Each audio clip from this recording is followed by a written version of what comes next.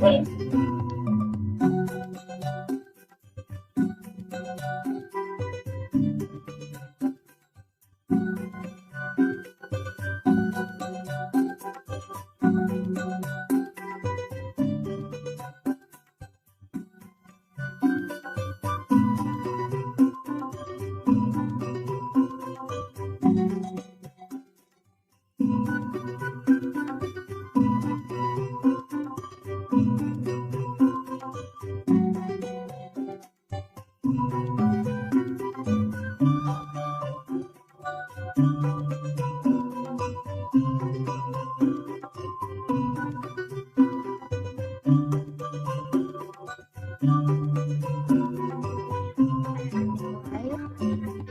Assalamualaikum warahmatullahi wabarakatuh.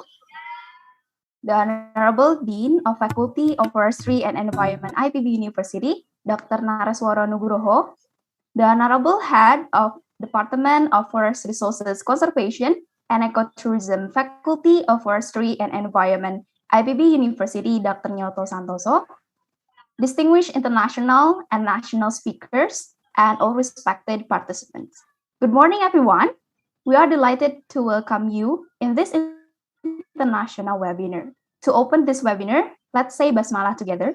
Bismillahirrahmanirrahim. Let me introduce myself.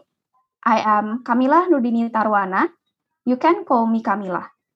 I am a Forest Resources Conservation and Ecotourism student, and it is such an honor for me to be the master of ceremony on today's international webinar entitled Biodiversity Crisis and Innovation 4.0 in Pandemic Era. This webinar is organized by Department of Forest Resources Conservation and Ecotourism, Faculty of Forestry and Environment, IPB University. There are 7 agendas on this special event. First is committee report that will be delivered by Head of Department of Forest Resources Conservation and Ecotourism, Faculty of Forestry and Environment, IPB University. Second is welcoming speech from Dean of Faculty of Forestry and Environment, IPB University. Third is photo session. Fourth is speaker session, which involve 4 outstanding speakers from university, research institution, non-governmental organizations, and practitioners with various fields related to the theme. Fifth is discussion. This session, along with the previous session, will be guided by our distinguished moderator, Professor Ani Madiastuti. Sixth is appreciation, and the last but not least is door prize announcement and closing. Before we move on to the next agenda, allow me to read the rules you must comply today. First, participants are expected to always mute the microphone during the webinar, except it is necessary to talk. Second, whenever possible, participants are expected to always use the virtual background provided by the committee. Third, participants are expected to always activate the camera during the webinar. However, if there is any connection problem, you can turn off the camera. Fourth, during the discussion session, you can write your question through chat room, and don't forget to mention to whom your question is asked. Fifth, don't forget to fill in the proof of attendance form as the requirement for the e-certificate of today's international webinar and the link that will be sent by the committee at the end of this webinar. The last, kindly stay and focus on the webinar because in the end of the session, there will be a door prize announcement for the participant who actively participate. The winner who doesn't present in this Zoom will automatically be replaced by other winner. So just stay tuned here. All right. Without any further ado, let's proceed to the first agenda, which is a committee report that will be delivered by Head of Department of Forest Resources Conservation and Ecotourism, Faculty of Forestry and Environment, IPB University, Dr. Nyoto Santoso. Time is yours. Thank you, Camila. Honorable Dean, Vice Dean, Head of Division of Forest Resource Conservation and Ecotourism, Department of the Faculty of Forestry and Environment, IPB University. Distinguished research person and speaker, one, Professor Amel Borsi from Nanjing Forestry University, China. Second, we and Andias Thomas, Magister Administration from Wildlife Conservation Society Indonesia Program. Third, Dr. Asyani Sungkar from Department of Forest Resource Conservation and Ecotourism, IPB University. Fourth, Valentina Sita Prativi from Magnificus Expedition Indonesia. Professor, lecturer, participant, and committee of this international webinar. Ladies and gentlemen, Assalamualaikum warahmatullahi wabarakatuh. Selamat pagi, good morning. First of all, let us praise the patient of the Allah Subhanahu wa Ta'ala for the abundance of His grace and gift, so that this morning we can gather to attend the international webinar. We welcome, appreciate, and thank you for coming to fulfill our invitation to this international webinar. Ladies and gentlemen, the theme of the webinar is Biodiversity Crisis and Innovation 4.0 in the Pandemic Era.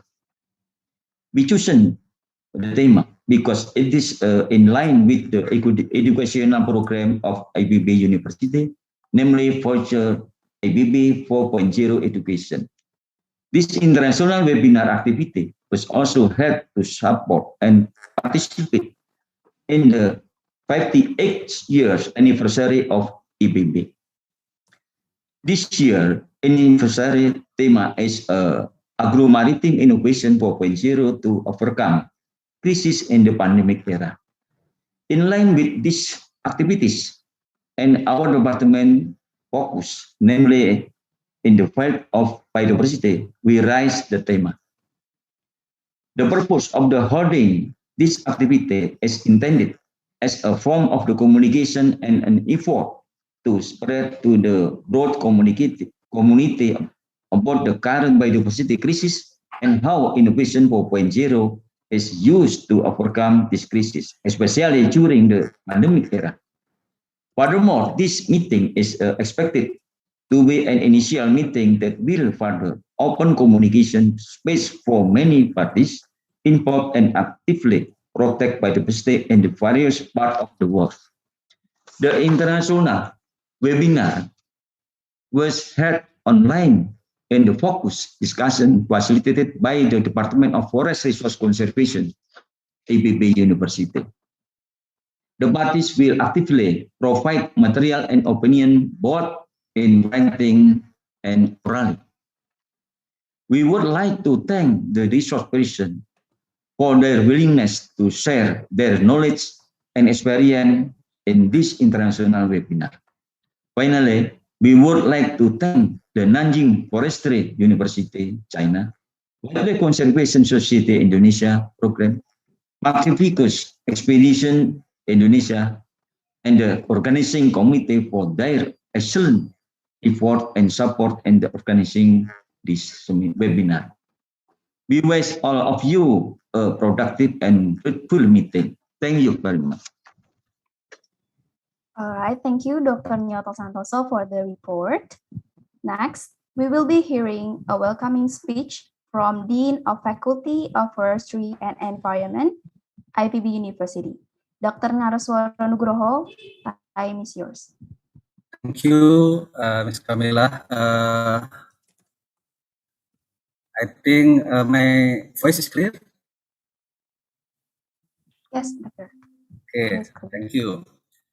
Honorable Head of Forest Resources Conservation and Ecotourism Department, Secretary of Department, Head of Division of Department of the Forest Resource Conservation and Ecotourism in Faculty of Forestry and Environment IPB University, distinguished resource persons, Professor Amael Borsi from Nanjing Forestry University, China, Bapak Dwi and Adianto MA from Wildlife Conservation Society Indonesia Programs, Ibu Dr. Arsiana Sungkar from Department of Forest Resource Conservation and Ecotourism, Faculty of Forestry IPB University, and also Ibu Valentina Sinta Prativi from Magnificus Expedition Indonesia, and Professor Ani Mardiasuti from Department of Forest Resource Conservation and Tourism, and become our moderator. And also distinguished guests, professor, lecturers, participants, and committee of these international webinars. Ladies and gentlemen, Assalamualaikum warahmatullahi wabarakatuh. Selamat pagi, good morning to everybody. Alhamdulillah, praise over the presence of God Almighty, because on this day we can be present and gather today. I feel very happy meeting you here in a good conditions, even though not directly meet face to face, but through this Zoom cloud meeting platform. This pandemic is becoming a constraint factor in our normal life. So please stay safe and healthy wherever you are.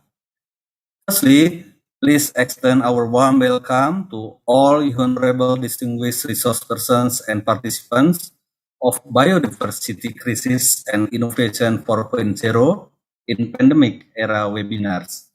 This international webinar was held in commemoration of the IPB's 58th Natalis.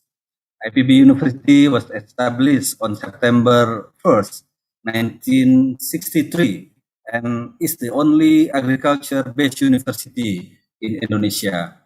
IPB University has grown and developed into a good college and plays a vital role in Indonesian national developments and higher education. Currently, IPB has 9 faculties and 24 research centers, with research focusing on food, energy, environment, poverty alleviations, and biomedicines.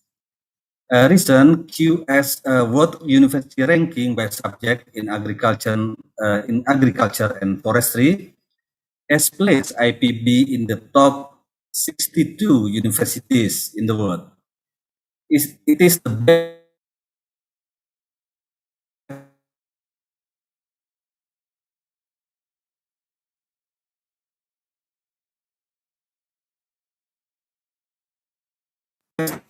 university for something 2019 new coronavirus disease or called by COVID-19 pandemic has caused various changes and problems on this earth, including issues in biodiversity.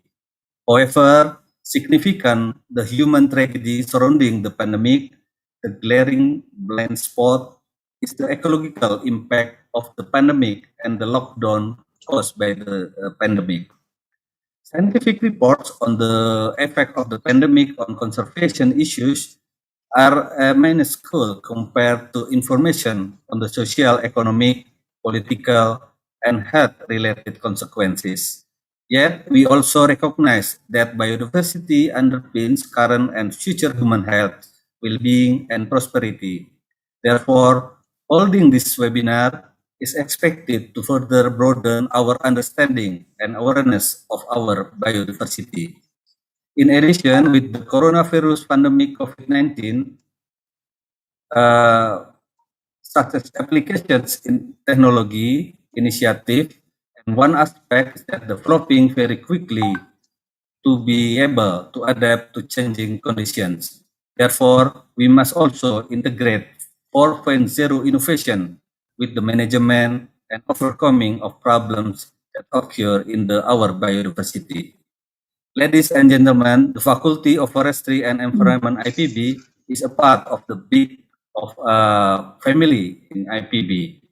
It has a mission to organize educational and communicative service activity to advance science and methodology in sustainable forest and environmental to progress and welfare of the nations. To progress and welfare of the nations and to develop along the development of problems related to the part of the forest. It is the part of the forest and environmental.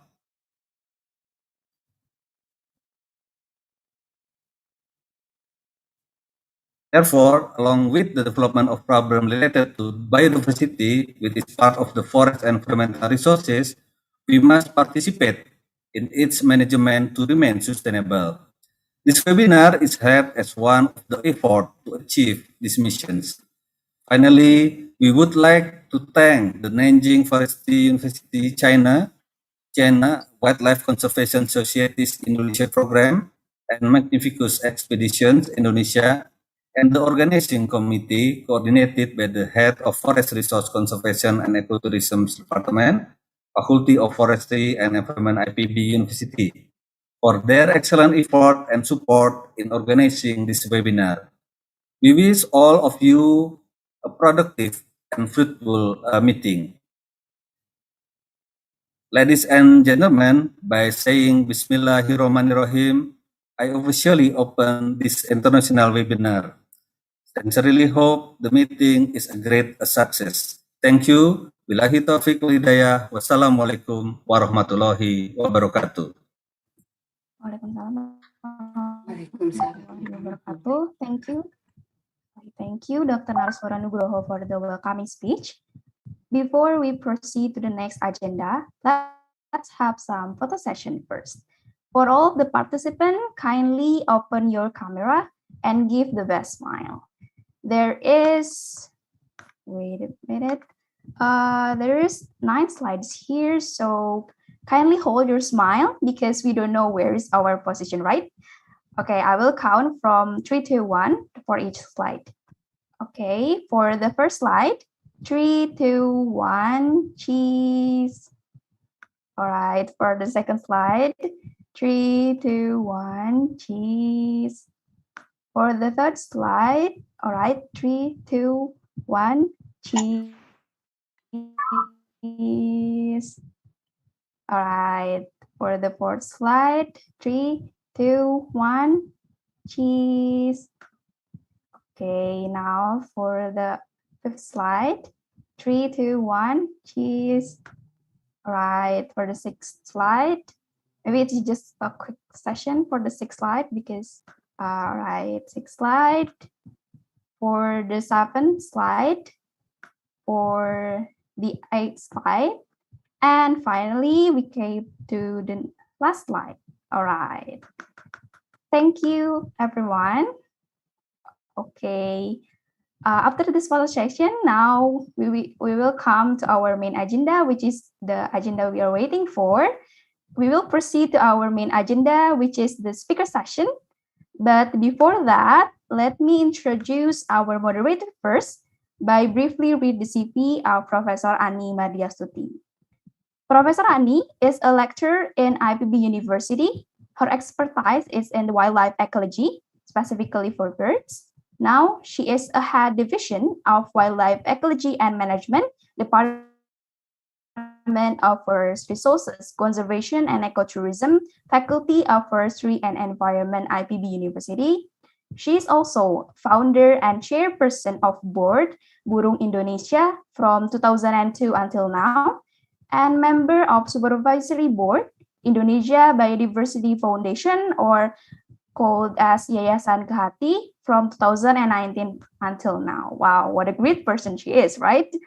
Okay, maybe I will greet Professor Ani first. Hello, Professor. How are you today?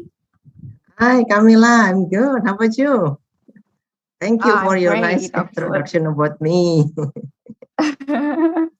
You're so great person, Professor. Okay. Thank you. Maybe without any longer, okay, maybe speaker session could start. For Professor Ani, time is yours. Thank you, Camila. Good morning, everybody, distinguished guests, distinguished speakers and participants, all of you. I'm very honored to be the moderator of today's agenda, today's event. And again, my name is Ani Mardiastuti, and I'm academic staff of IPB University. Today, we will have a lot of various of conservation topics. So be prepared and be alert and be ready to listen and ready to learn about everything, anything. So the first, we will have a discussion about amphibians. And then we also have about wildlife trade. And then also about culture and language. This is something that are very interesting. And then also about ecotourism. So today we will have 4 speakers. And as our time is very limited until noon approximately, let's make the most efficient from it. I will briefly introduce each one of our speakers, starting with the first speaker. Oh, by the way, before I forget, if you have any questions or something to be discussed with each of the speakers, please write it down in the chat box. So because we will not open the discussion directly, so all of the communication will be through the chat box. So just if you have something in your mind, burning question or everything, write it down, okay? So moving on, our first speaker is Dr. Amel, hopefully I'm spell it correctly, Amel Borzi. He is now working with the College of, he is a professor in Nanjing Forestry University in China. So he was in China, but he doesn't look like China because he's not Chinese, I think. And he is a very, very international person. His bachelor is in France, and then his master is from Lausanne, Switzerland. His PhD is from Seoul National University in South Korea. And now, of course, he's working with Nanjing University. So he has a very impressive CV, and maybe it will took me like 2 days if I read everything. So basically, he's a very famous person. He is also a deputy chair for the amphibian specialist group, IUCN SSC. So it's very glad to have you today, Professor Amel Borzi. And thank you. And you have like about, hopefully you can have it in 20 minutes for your speech. Okay, the next 20 minutes will be yours. Over to you, Dr. Borzi. All right, I'll share my screen. Yes, please.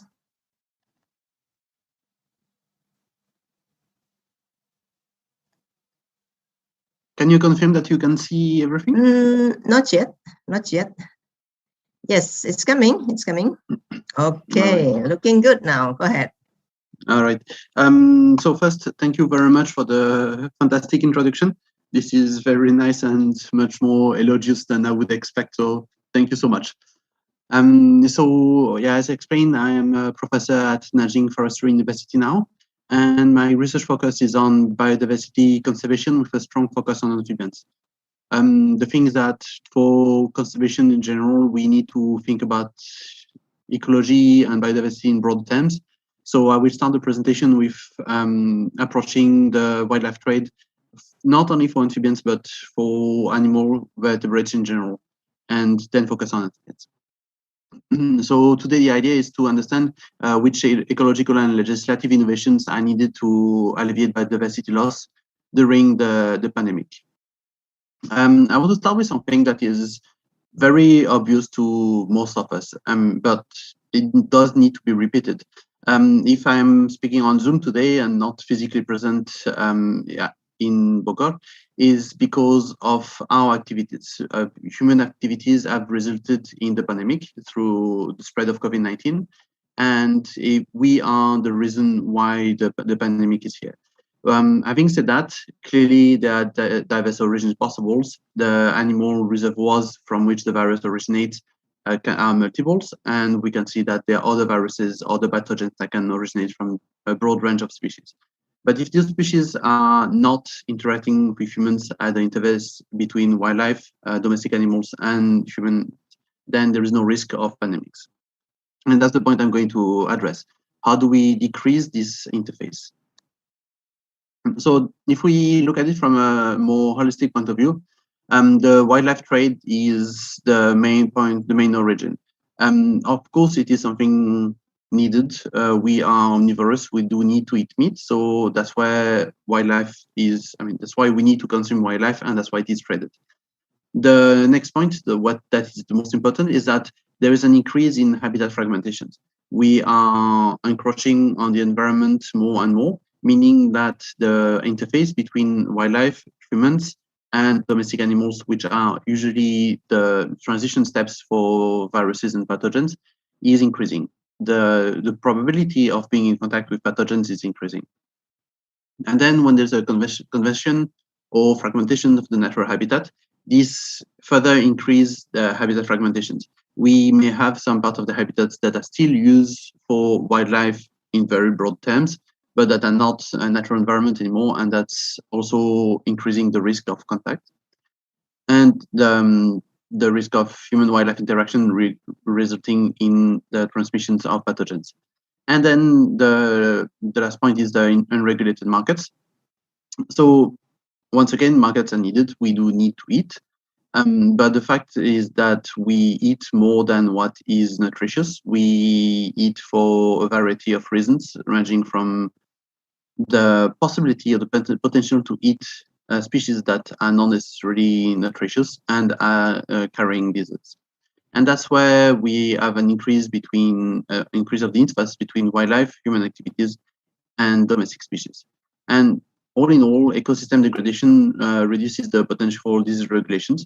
But if I want to summarize it in a very simple term, is that we basically, if we decrease or if we remove the natural habitat, there is a higher risk of pandemic. So, and I'll further summarize it, is that if we destroy the habitat, if we lose biodiversity, we have a high risk of further pandemics and getting back to the situation that we are in at the moment. What have we learned from COVID-19? And here, what we have learned is more from an ecologist or a virologist point of view. It's not necessarily from people legislative that are able to make decisions and that are going to prevent the next pandemic.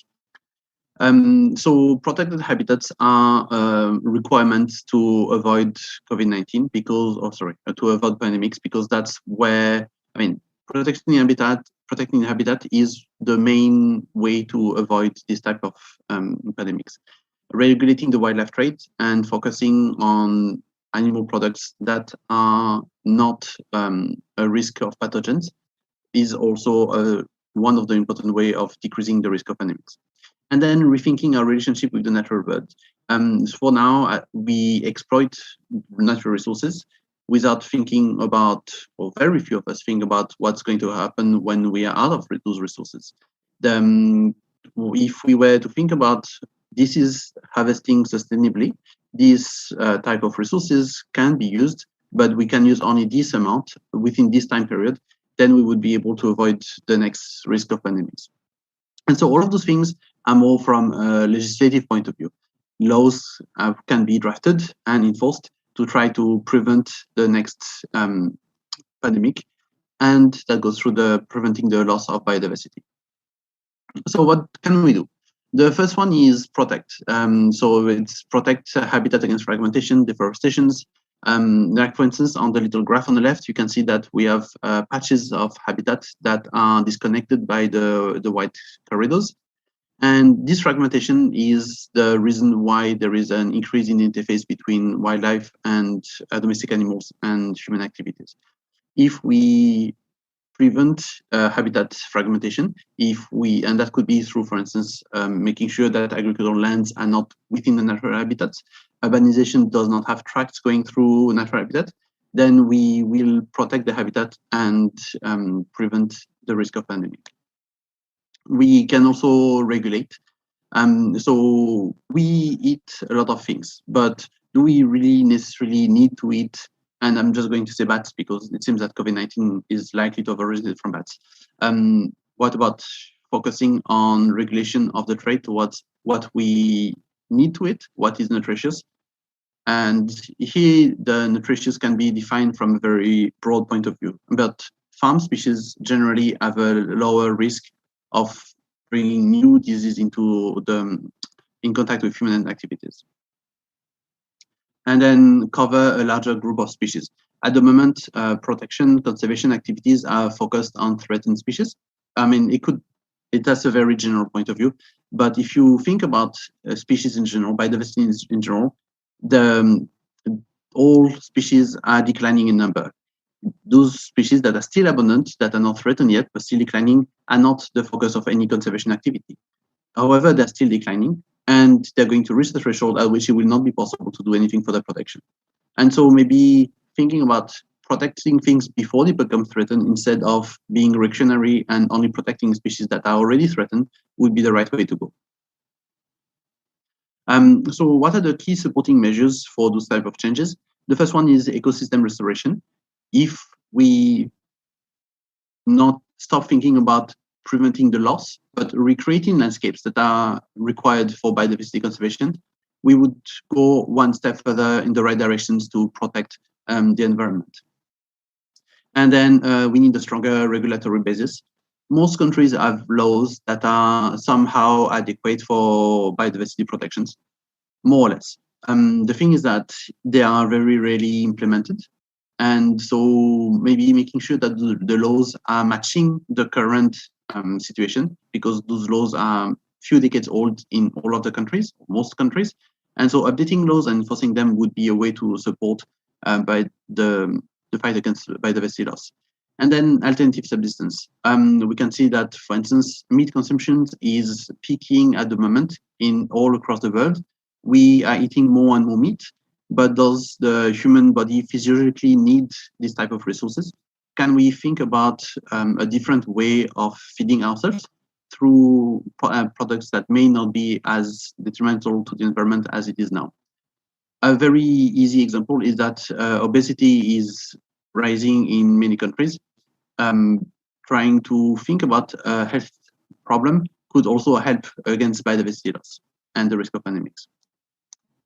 So the current state worldwide is the top line you can see. So we have an increasing habitat fragmentations and unrelated markets. That's the current status. It was the one before the pandemic, and sadly, it is still pretty much the same at the moment, 2 years in the pandemic. For the future, there are basically two options possible. The first one is business as usual. We have a highly fragmented habitat. We have an increase in fragmentations and unregulated markets where any species can be sold and consumed by humans. That will result in an increase of human-wildlife interactions and an exponentially increasing contact. And that will result in a risk of a higher risk of zoonosis and pandemics, meaning that basically humans are threatening themselves. An alternative for the future approaches would be preventing habitat fragmentation and degradations. So restoring habitat, making sure that wildlife is not impacted by human activities. Regulating subsistence markets. And here it's a crocodile silhouette that is visible. But I do want to say that by regulating the market, I don't mean human eat chicken and that's it. There are other resources that can be used safely and sustainably. And we have to focus on what is really sustainable and what is adequate for human activities. That will result in a decrease in human and wildlife interactions and a decrease in the risk of zoonosis and pandemics. How can we get there? It is indeed a lot of work. I mean, for instance, and those ideas are not, have to be implemented at the same time. It's not one or the other. So strict EIAs with mitigation measures, wildlife trade regulations. So we need to see what is possible, what is tradable, what needs to happen, reducing the demands for wildlife products, training staff and best practices. So here, staff can be, for instance, park rangers, as most people will think about right away, but could also be custom officers, learning how to distinguish between species in the international trade and prevent the sale of species that should not be sold or are illegally sold. And then research, analysis, and testing mitigations. Those recommendations are clearly based on words, but we need to do research to understand what really is needed for mitigations of the biodiversity loss. Clearly, all of that requires an increase in fundings and a shift in policy frameworks, which should come from legislations. And that's where it becomes difficult because legislatives do not have the same approach as ecologists or virologists. Okay, so that was a very broad overview for wildlife trade in general. And now I'll be focusing on amphibians. My specialty, maybe being a bit more comfortable with it. The first thing is, so what are the risks from amphibians? Amphibians can carry mycobacteria, and there are some are zoonotics, but the risk of becoming pandemic, so touching humans, is extremely low. Amphibians can carry arboviruses that have shown the potential for zoonosis, but it's in-lab potential. Does not mean that there is any example of zoonosis from that. So there is a risk for amphibians, but it is extremely low. And amphibians, however, provide vector control for antivertebrates like mosquitoes, flies, and so on. And here I want to show a very clear example. So at the moment, there is a zoonosis for amphibians worldwide. There is more than 100 species that went extinct because of a chytrid fungus coming from Northeast Asia. And we can see that in South America, where there is a huge decrease in amphibian density, there's an increase in malaria, meaning that humans are dying because dying of malaria because of the decrease in amphibian populations. And that's something really critical, because by bringing, the chytrid fungus that is decimating amphibians has been brought by human activities. And through this trade of, or whichever the way it was introduced, we are impacting our own self. And then amphibians are useful for pest controls.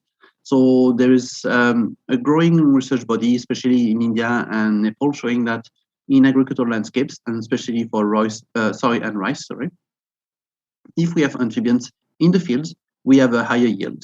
So here, clearly, having the presence of amphibians is a way of getting more food for humans and also higher income for farmers. And so here, I just want to diverge a bit from something that Professor Annie asked earlier. Which type of research could be needed in the framework of these 4.0 technological innovations?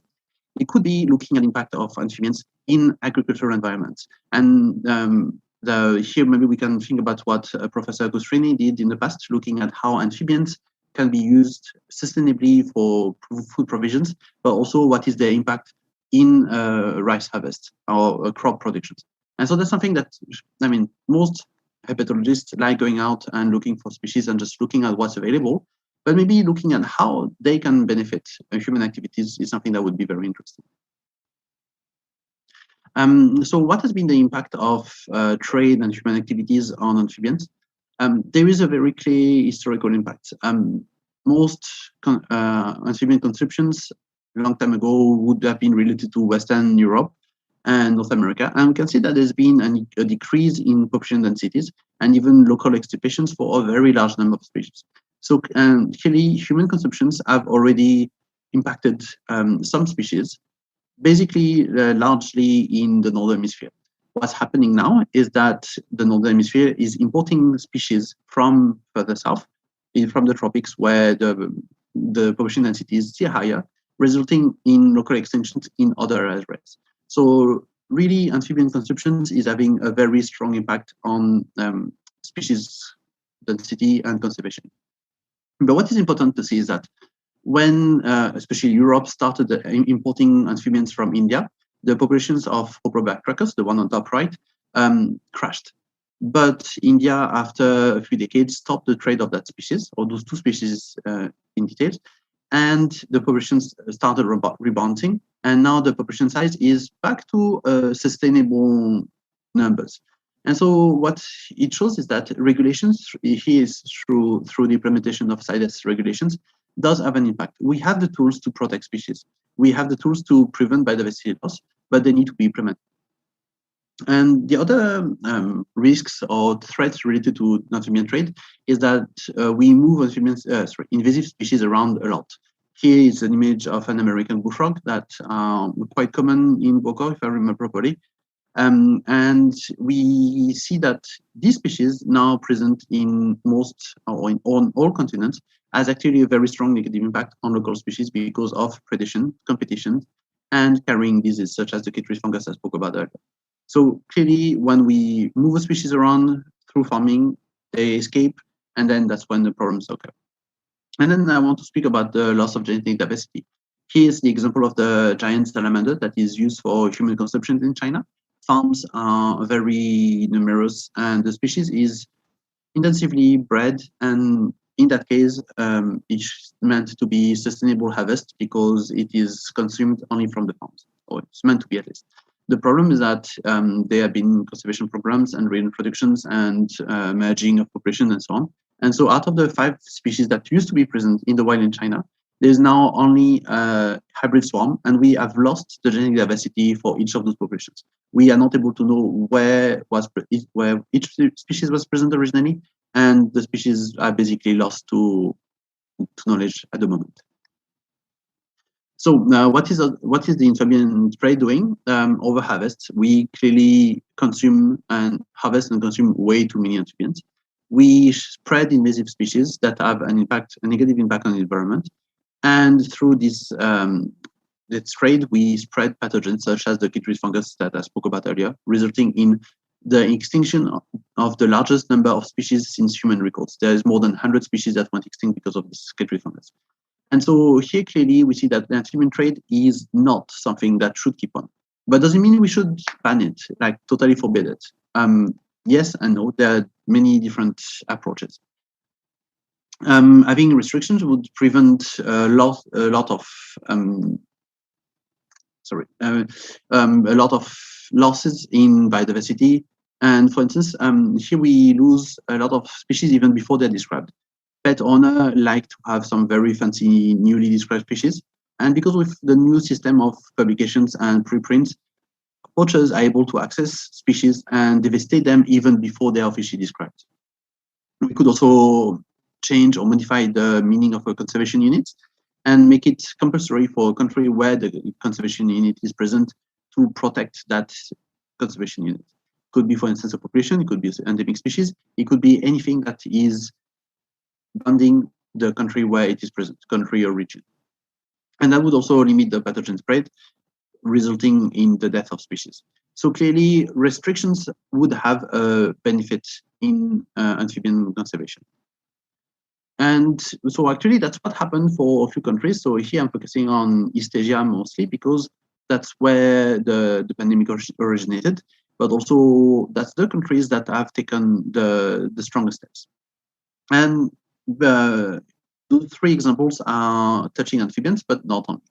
So in the Republic of Korea now, it is forbidden to import species that are not native, and that touches especially amphibians and reptiles. In Vietnam, it is forbidden to trade species that are not locally present in the environment. In those two cases, it's just a reinforcement of laws that were already present, but are now being enforced.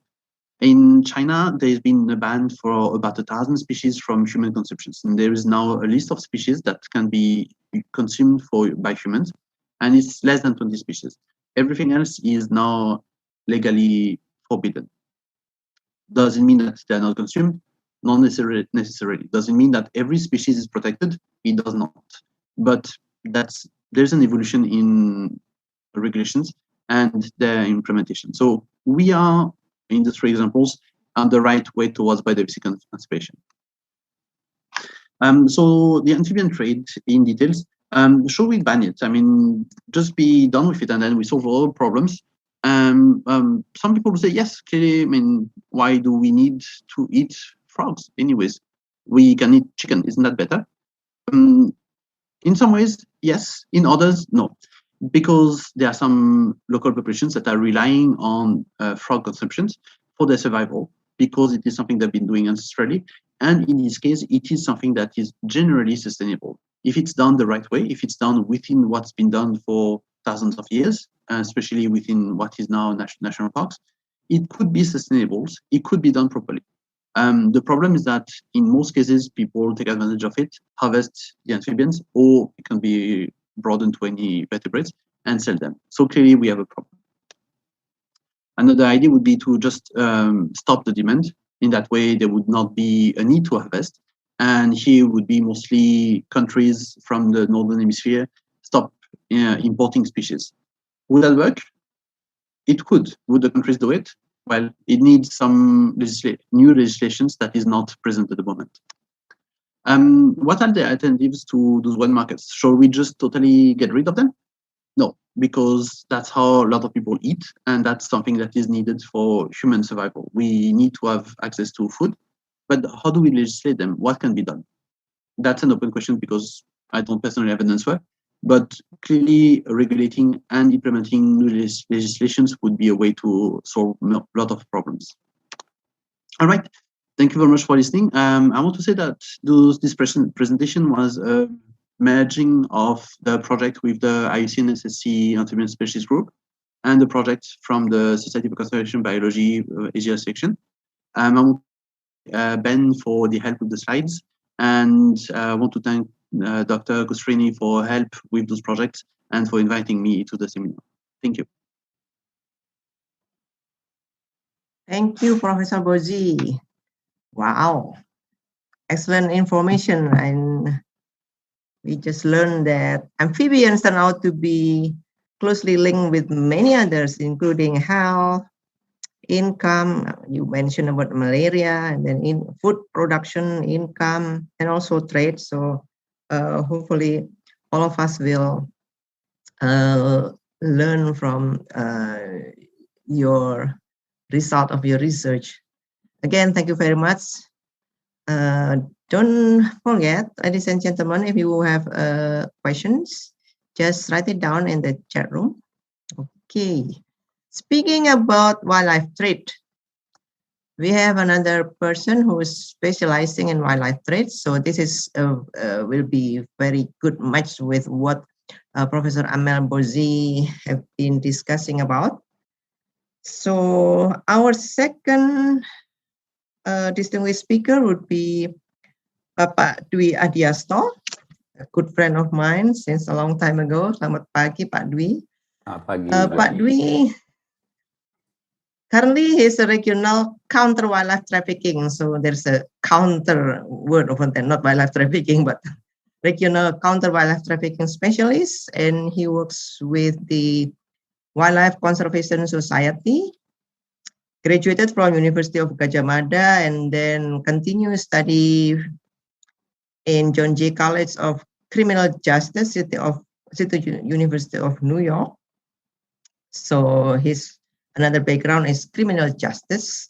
And as far as I know, the wildlife trade is like embedded in Pak Dwi's DNA. So everywhere I go, he's always talking about wildlife trade, wildlife trade. So I think he is the most expert person in wildlife trade in Indonesia, as far as I know. I think a lot of person will be agree about that, because since the beginning, I know him as a wildlife trade specialist until now.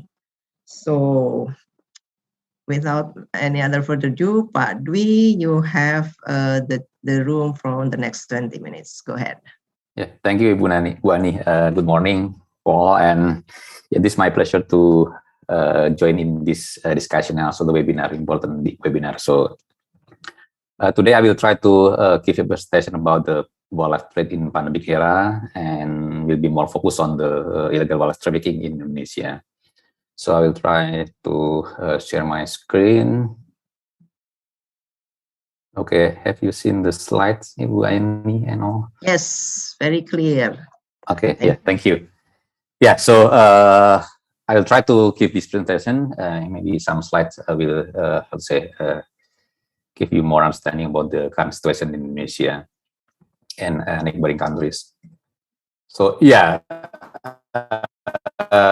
we understand that for traffickers, I mean the trader, the poachers, intermediary couriers, middlemen, exporters, or buyers, they always think that wildlife is a commodity, something good that can be sold and then will give them benefit, earning money from wildlife trafficking, legal and also illegal trafficking. Yeah.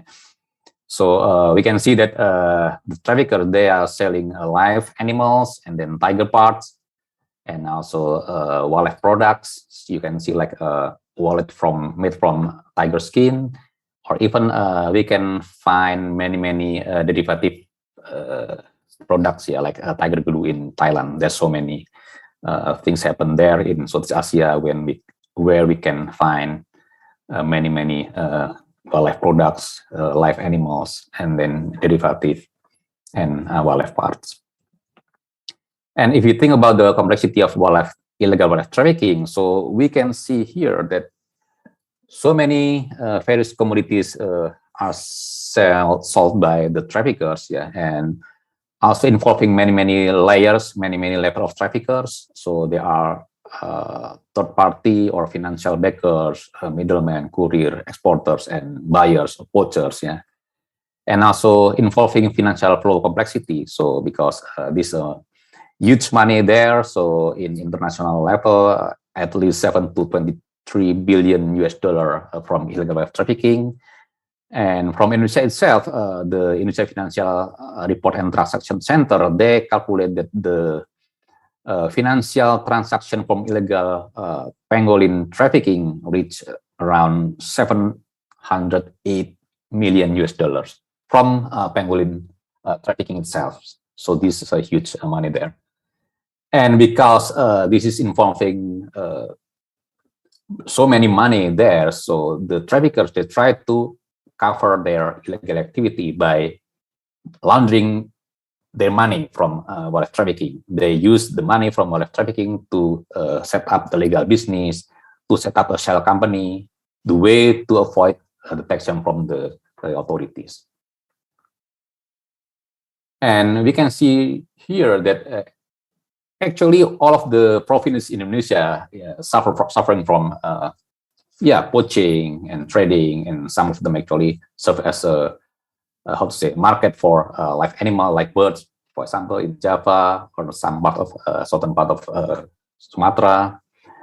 And also Indonesia also market for non-native species. So you know that many like Macau from Latin America, or even there's a case a couple years ago where 4 lions and 1 jaguar came from Malaysia, goes to Indonesia for market in Indonesia. So we can see that Indonesia actually considered as a source market and a source for wildlife poaching, and also the market for wildlife, for buyers.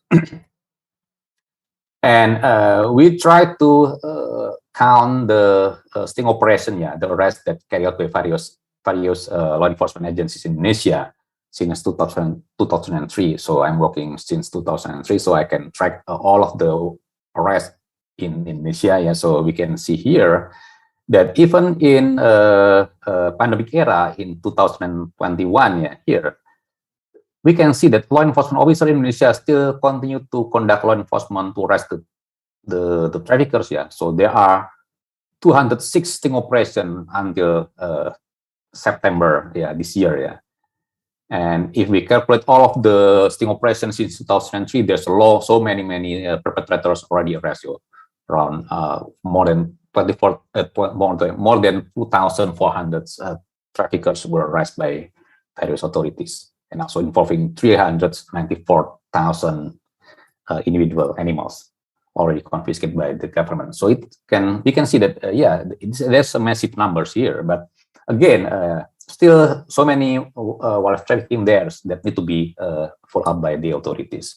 And if we think about the pandemic era, we can see that the case is still high. We can see high because at least in 2020 we can see there are 214 sting operation, and also 2021 there are 206 sting operation. It's not different compared to the before the era. In 2019, the authorities they have a case 234 sting operation there.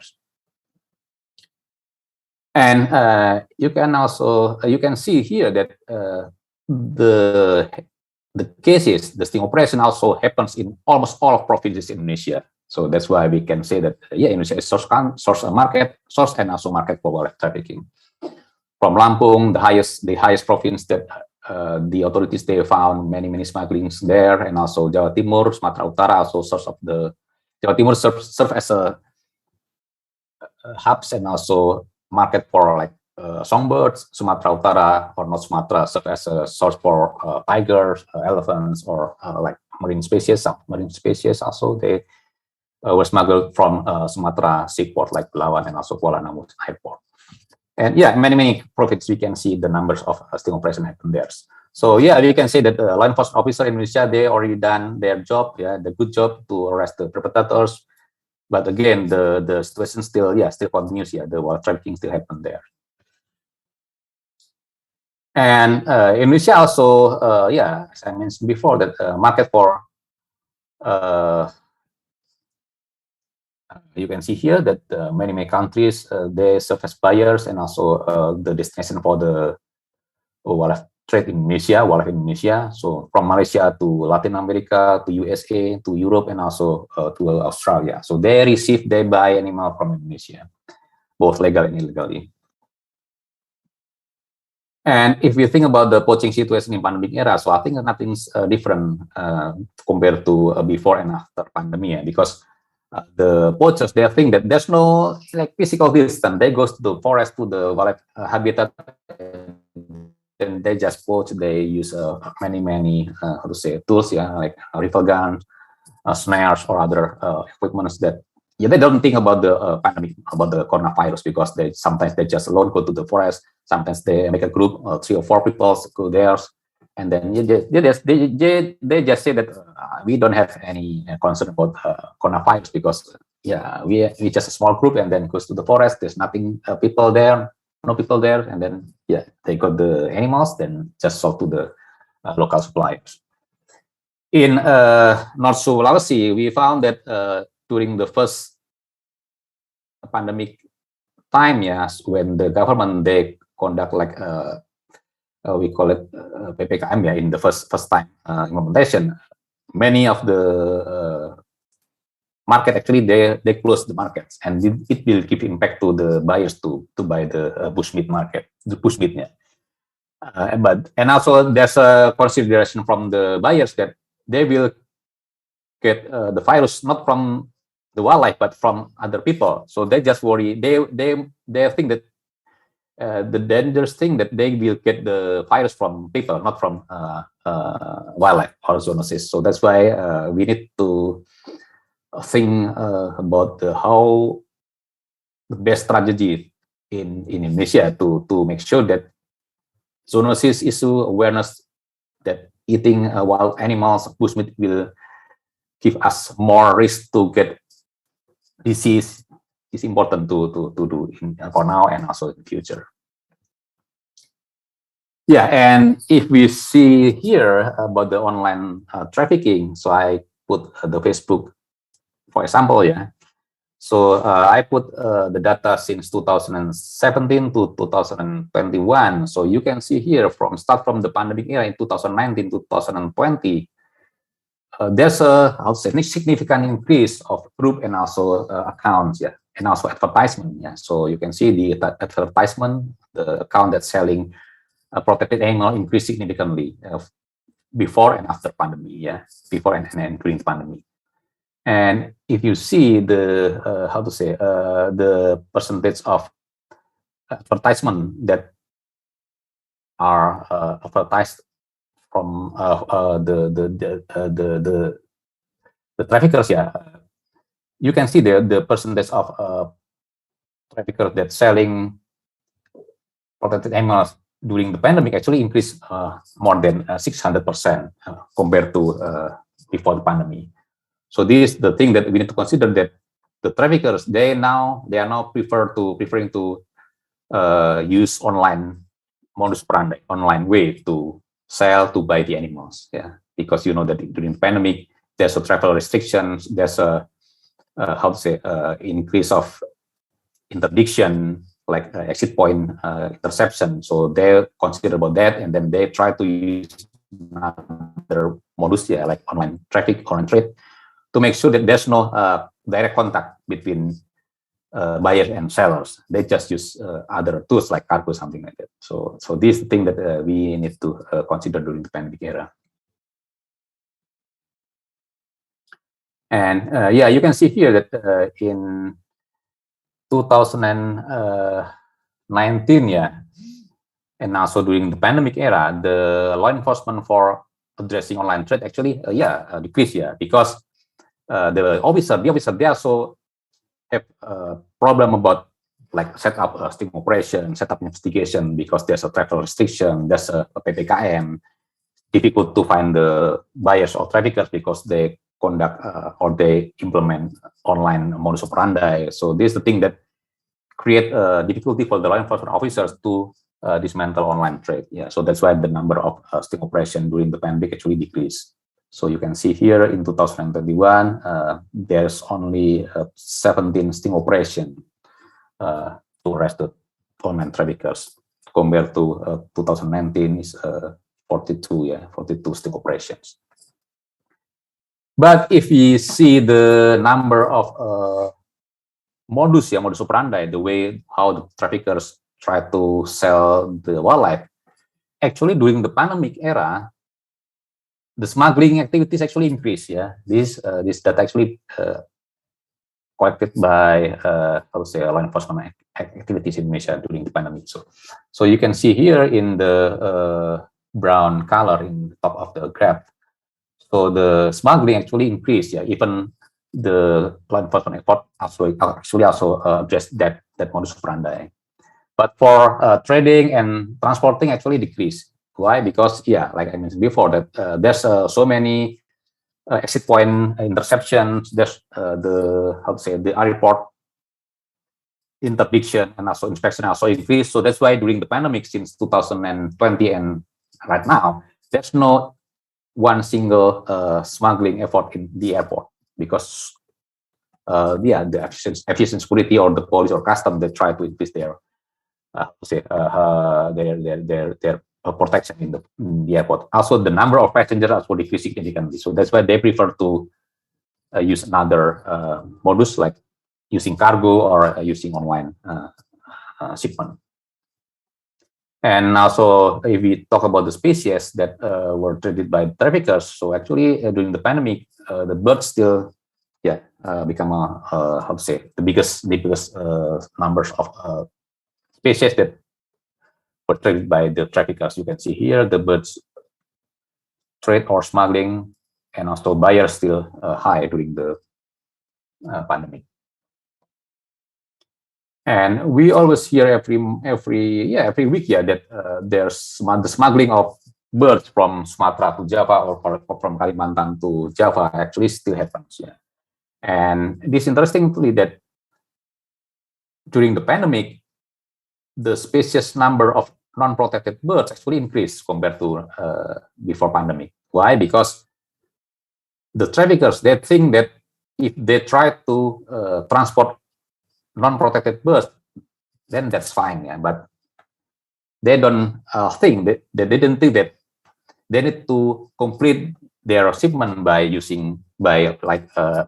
proposing permit like a transportation permit, or to make sure that the birds that were transported by them actually not came from the protected area, something like that. So that's why so many arrests happen also for non-protected birds, which is actually illegal to be traded, but the trafficker or the trader, they need to ask the permit from the government.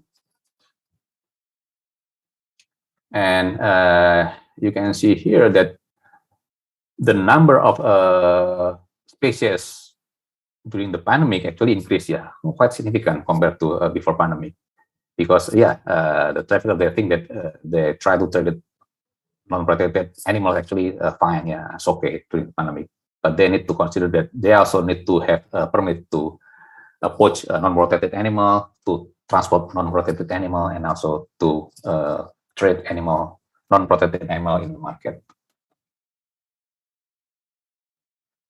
And from the current cases in Sumatra and also in Kalimantan, we found that the traffickers, they also prefer to use cargo or expedition services, so shipping wildlife without courier, because there's a big risk for them if they shipping wildlife with the courier. Courier means someone that following the animals, So that's why, to make sure that the shipment will be success to do by them. So they try to some cases they try to bribe the authorities in the exit point, for example, like seaport or airports. So we found that for example in Sumatra, they just spend 500,000 rupiah for the shipping cost, but they need to bribe around 5 million rupiah for the operators to make sure that they can deliver the animals. So that's why inspecting cargo or expedition services is actually really important for protecting the animal in the source side. And we also identify that some old modus operandi like smuggling frozen pangolins using a document mentioned about the frozen fish, but actually in the frozen container they send tons of pangolin meat also still happens right now. Even we got information from China that they still receive not only pangolin meat but also pangolin scales from Indonesia. And also there's a significant shifting from buying pangolins not only from Asia countries, but for now they're also asking for African pangolin also. So the market for pangolin actually still continues for now. And then most of the pangolin actually are smuggled to China or Vietnam as a biggest market for pangolins. And how to make sure that we talk about the government effort to combat wildlife trafficking, especially online trafficking. So there's one useful tools, important tools to make sure that the officer they have more understanding on criminal network, and also how the traffickers connect to each other. So using digital forensic actually really important for them, for the authorities, where they can confiscate cell phone, they can confiscate the computer from the traffickers, and then they can analyze the data that can be gathered from the smartphone or computers, or even they can conduct a search to their house so they can find more evidence to make sure that they can have a better understanding on the connection. And these useful tools, software that actually already used by various agencies in Indonesia. So like the police and the custom and even Gakum in MOF, they also use this useful tool to analyze the criminal networks. So these tools actually based on various sources. So the first is the officers, they can gather or collect the data from data digital, for example, like using digital forensic to get the data from cell phone, from internet, or from the computers. And this effort then combined by this research, investigation by the officers, and then they combine all of the data from digital, from field investigation and this research into data validations, and then using IBM iBase to store all of the data, then they can analyze the data. So this is the way one output that is important for the officers to make sure that they will have a good understanding on who is the key traffickers. For example, like I use tiger trade international level in India. So there are some key traffickers, and also one the most wanted tiger trafficker in India, where they connect to many connection to local level, to local suppliers, or to the buyers in India. So this tool actually will give the officers better way, and also to make them easy to target the next operation to dismantle the networks. So before using these tools, actually they still think that how big the network is. So how to make sure that our effort actually effective to dismantle the whole of the networks. So using these maps, using these tools, actually they can predict their effectiveness, and also they can predict the next step, the next operation that can be done, and also dismantle the wildlife trafficking network, not only in Indonesia but also in international level. I think that's all, Bu Ani. So thank you for your attention, and also please keep more question or suggestion during the discussion. Thank you, Bu. Thank you, Pak Dwi Adiasto. It seems that it's so difficult to combat the illegal wildlife trade here. Although lots of effort has been done by your team and also by our government, and it's also, we just learned that apparently COVID-19 has a huge negative impact on wildlife trade. While everybody is at home, they are flourishing themselves and then sell more and more species. Yeah. So that's good news, and also bad news, of course, for us. Good news is there's a person like Pak Dwi who's been consistently doing this. Yeah.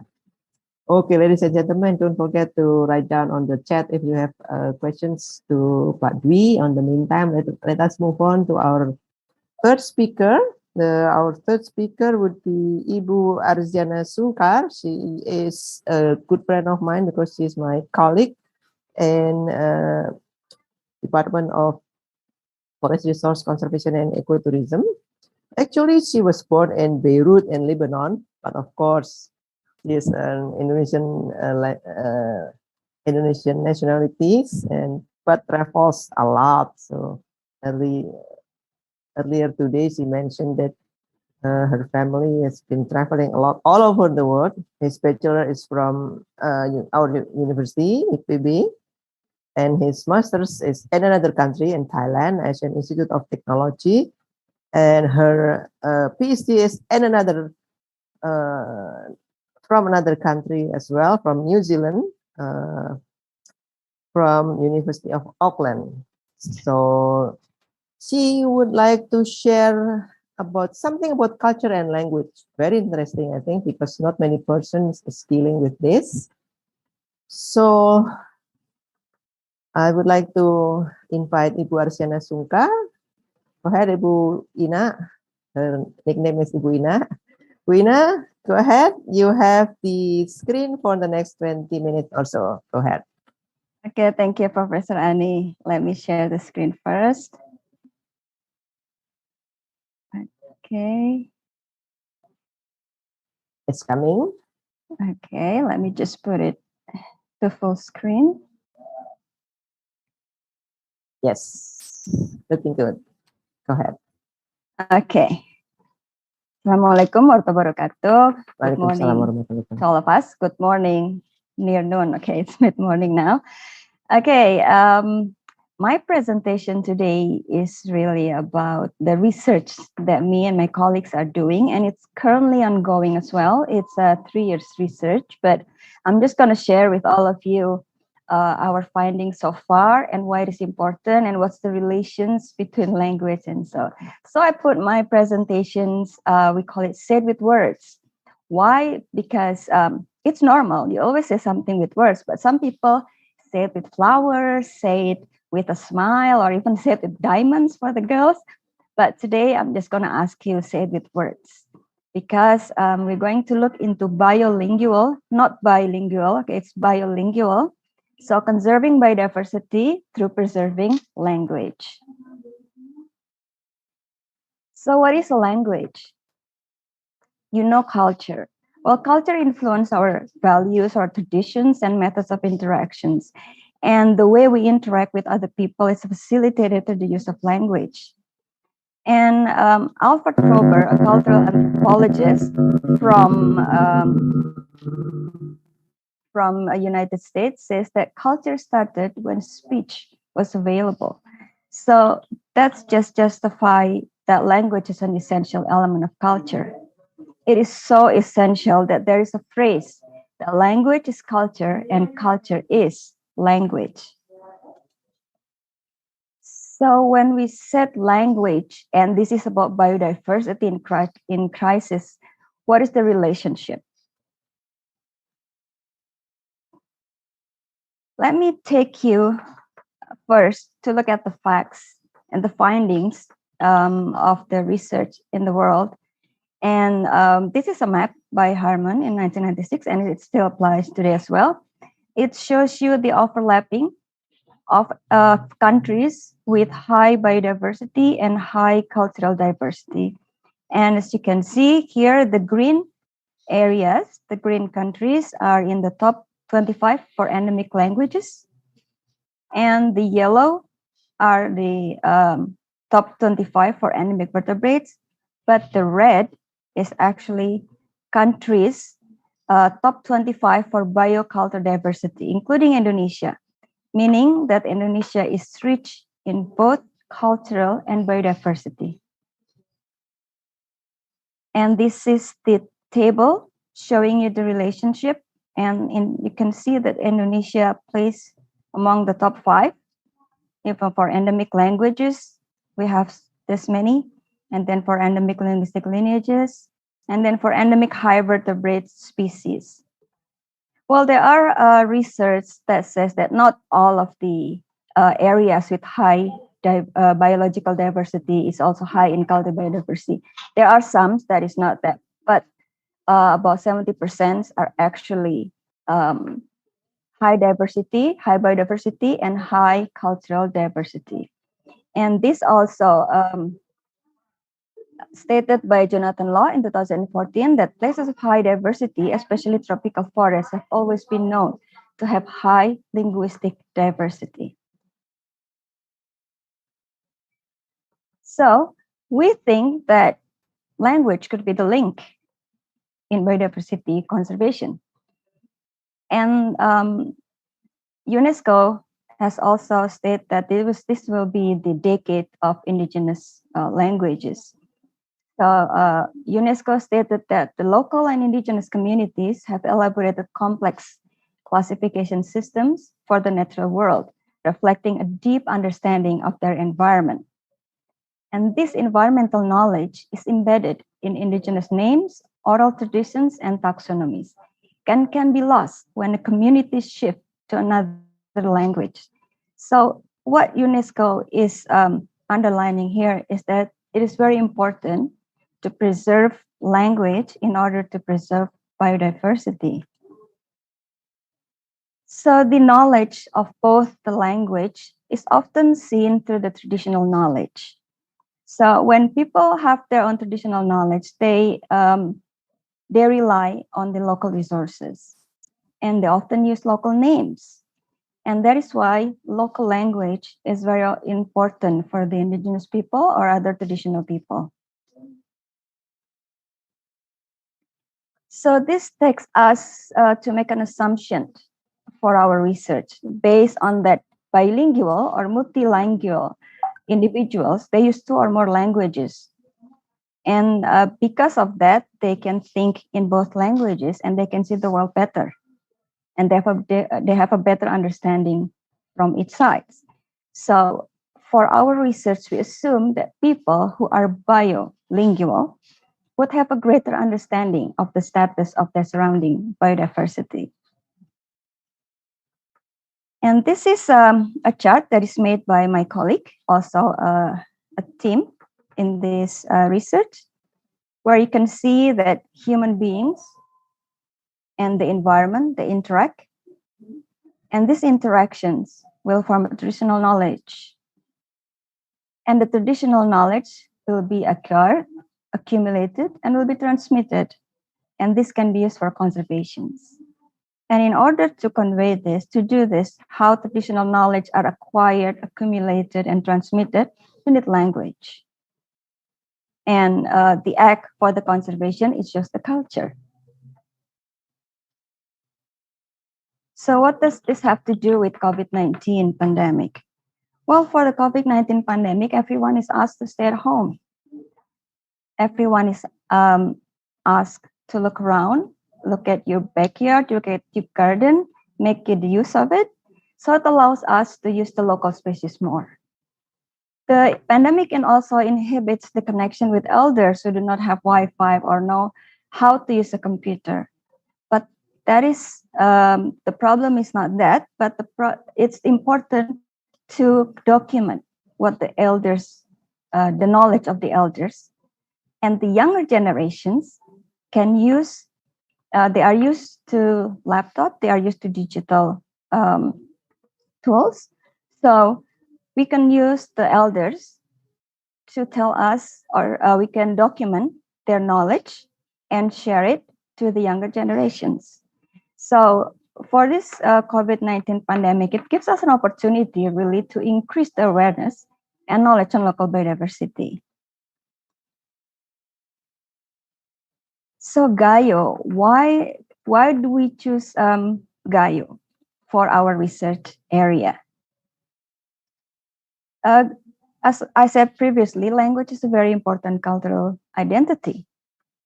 And that study suggests that language loss has a negative impact on biodiversity conservation. All of you Indonesian probably heard of the Loser ecosystem and its importance in biodiversity conservation. And the Loser ecosystem is part of the tropical rainforest heritage of Sumatra, which is a natural World Heritage Site. And the area lies mostly on Gayo Highlands. Gayo Highland is also a cultural heritage site through the Saman dance. So Gayo is very important for Indonesia because it has both the richness of the nature, the richness of the biodiversity, and also the richness of the culture.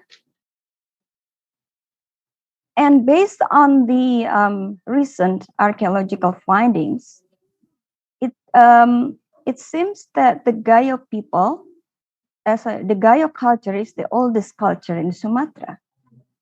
The research finding is based on the skeletal remains found in the caves in Mudenosar village in one of the area in Takengon, which is an area in Gayo Highlands. And based on the dating of the skeletons and the area, it seems that it is the oldest. So Gayo culture plays very important role in Sumatra.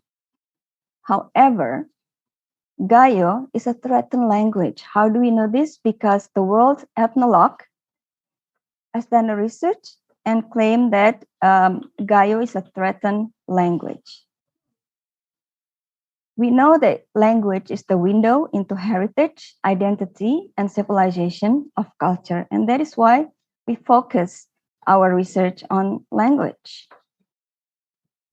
And this is just to show that the Gayo people is not concentrated only in the area of highland of Gayo, but we can find them also outside. We can them in Aceh, because this is in the province of Aceh, in Aceh area, but outside the Gayo highland, or even in Jakarta or in Jabodetabek area.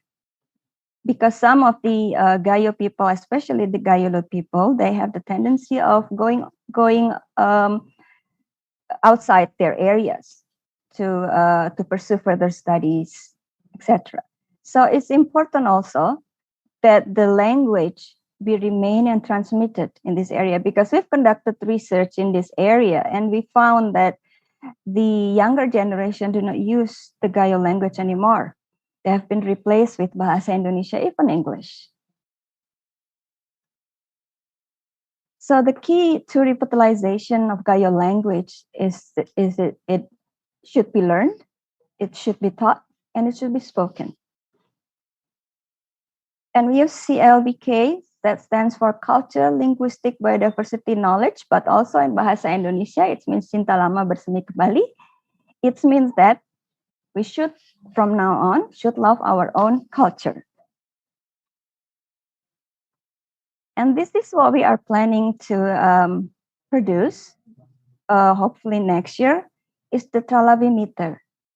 So it's basically a rapid measurement using medium vocalization automatic speech recognition system to estimate the loss of biodiversity in lesser ecosystems. So basically, we hope to build a tool, a Tralavimeter, that can measure the intonations, the pitch, the speed of speaking of the local words.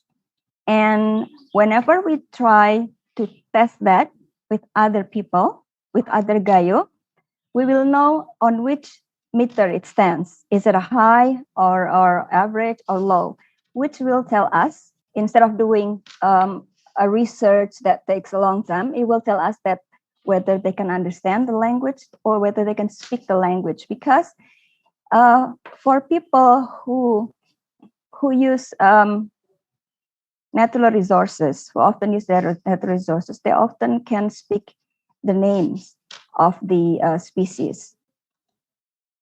So these are our research sites. It's a very beautiful area in Gayo. So we conduct our research in 3 different districts. in Gayo Luas, in East Aceh, and in Central Aceh.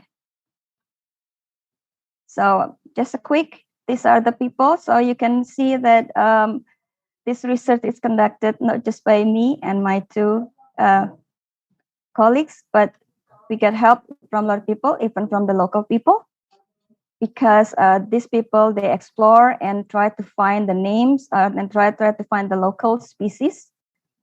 And also we conducted the vegetation analysis. And these are some of the students that we also involve, and they are in charge of free listing team. That means to conduct research on how quick can a person state the names of the food plants. If you are used to it, it's very quick. Like for me, when Ibu Syafitri tested to me, I told her that I'm a Japanese, but I cannot prove that I'm a Japanese because it takes me too long to state just one name of the local food in Japanese.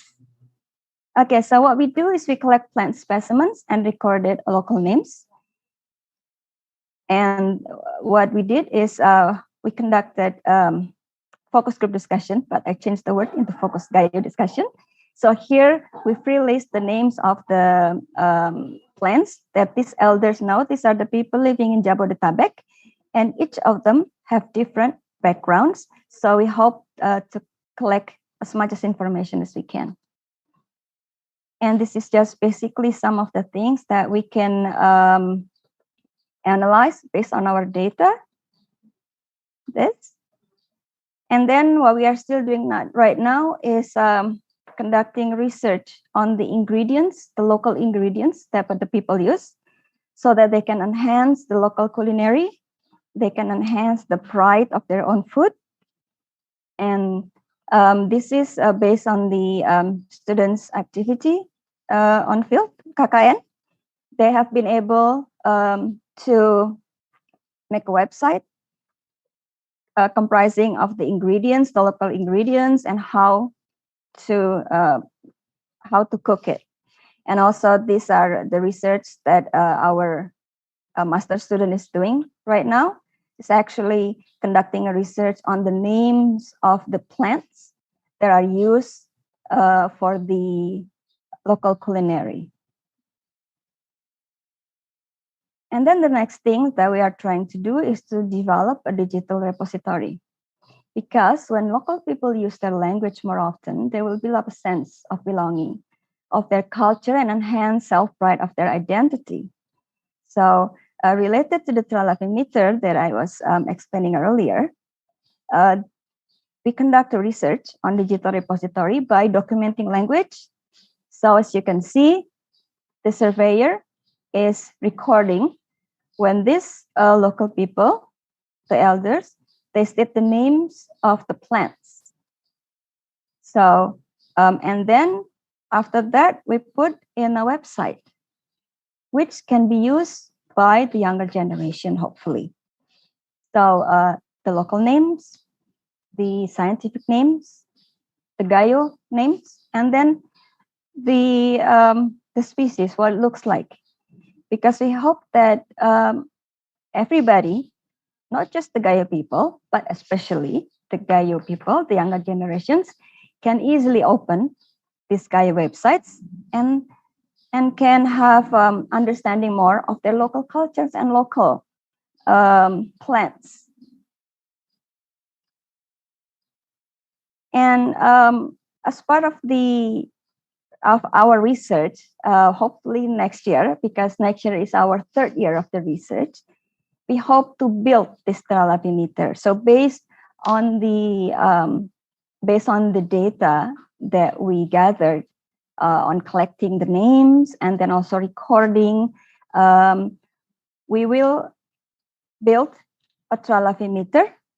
Here, this is actually a part of the bigger research in our faculty. This is just one part because there are other research here. 1, 2, 3. There are other research that are combined together, and our research is just one part that shows how 4.0 or the technology can come in handy to do research. So we assume that the people, if they can still say the words correctly, the intonation, the pitch, the speed of saying the words, that means they still know that the species exists. And hopefully that species will still be available. And this, we think it's an easier way to conduct research in order to know whether the language of Gayo language has been transmitted to younger generations. But of course, this is our hypothesis, so it's not yet tested. But hopefully, we will conduct the research next year, and later on, we will publish the results. So that's all for my presentations. And just because I do this last night, finishing the PowerPoints, I become so poetic. So I just wrote something for the nature that now I understand that through caring and understanding my own language, that I can see and understand the caring and beautiful you. Thank you very much. Assalamualaikum warahmatullahi wabarakatuh. Waalaikumsalam. Wow. Dear nature, that is very beautiful. Okay, ladies and gentlemen, it seems that this is another proof that biodiversity is linked to many other topics, including linked with nature, like Ibu Adziana just mentioned, linked with culture, language, yeah. And the extinction is apparently not only to wildlife species, but also, hopefully not, but also to culture and language related to biodiversity. So just continue to,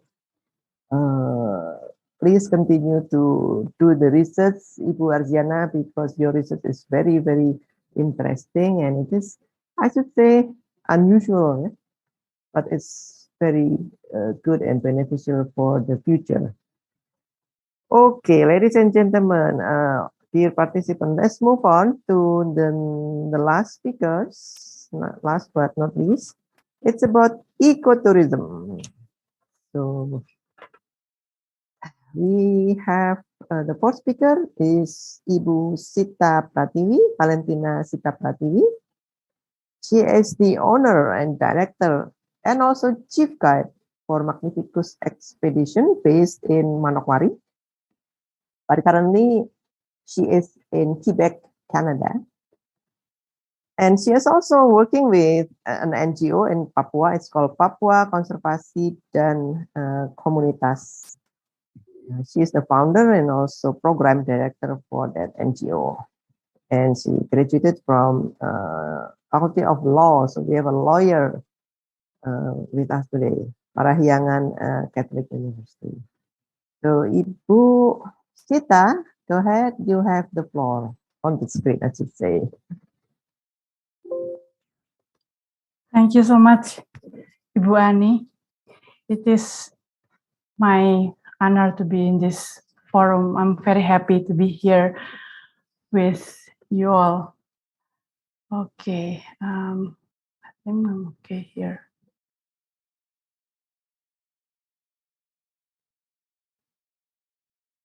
Okay. Is my presentation showing okay there, Ibu? Yes, go ahead, yes. I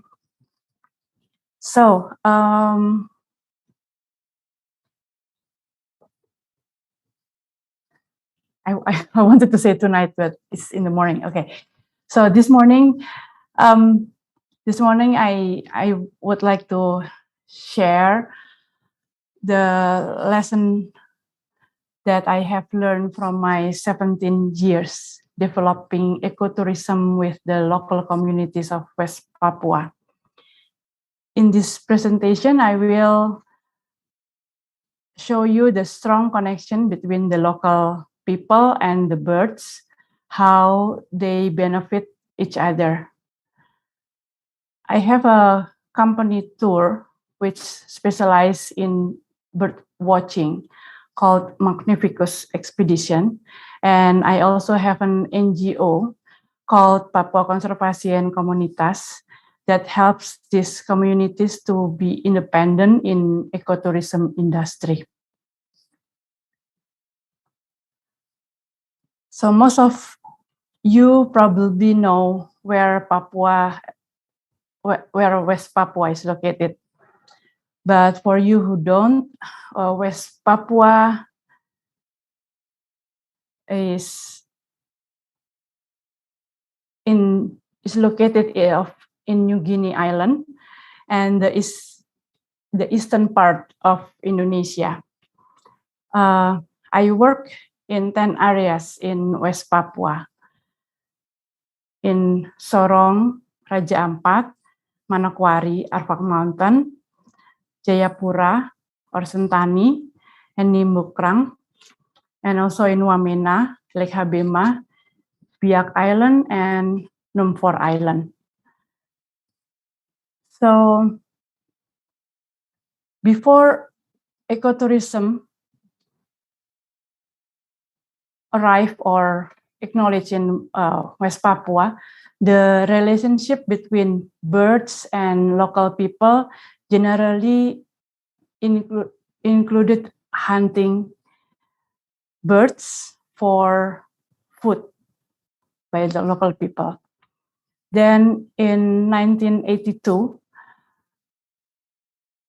there was an English birder came to Arfak Mountain. He asked the local people where can he find the birds, and he wants to see birds. So there was a local hunter. He's a very good hunter who spent his life learning the bird's behavior because he needs to hunt them to eat. He became the birder's guide at that time. So when he showed the birders the bird, the birders put on his binoculars and said thank you to him. The local guide didn't get it at that time. Wait, the local guide thought, the bird is still alive, so he must have missed it. So when he tried to kill it, this is what the local guide was thinking. When he tried to kill it with his gun, so because he thought his binocular was the gun, because he hasn't known anything about binoculars at that time. So he said he must have missed it. So he wanted to throw stone to kill the birds for the birder. So the birder said, no, don't do it. I just want to see the birds. And at the end of the trip, the birder gave the local guide money to thank him. So starting from that moment, the local guide stopped hunt the birds and protect them instead. Because he learned, if I keep the bird, I can get money every time I show bird to the tourists. So if I kill it, I only can eat it once. So that is one story among many stories in West Papua, how ecotourism began in West Papua. So most of local guides in West Papua were hunters, and now they are protecting the birds as local guides. They also work as porters, as cooks, as landowners, and they also as a homestay owners. So now ecotourism is really well established in West Papua. So through our NGO, we help the local people to be ready to work with tourists. So we held a training for women, for men, for youngsters, and also for the children. So we work with communities to help to prepare them to be able to take ownership of ecotourism and on their land. Why we did it separately between men by itself and women by themselves and the children, because usually they do their own part in their communities. Usually men in the village, they work as guides, and women take part as cooks and or homestay management. And children and youngsters, mostly they learn English so they can communicate with tourists and know their culture. So actually it's very interesting when Ibu Arziana was presenting, because I remember now in West Papua, for the local people who live in the city, they sometimes don't recognize their language anymore. So their mother tongue. So they speak Bahasa Indonesia instead of their own language.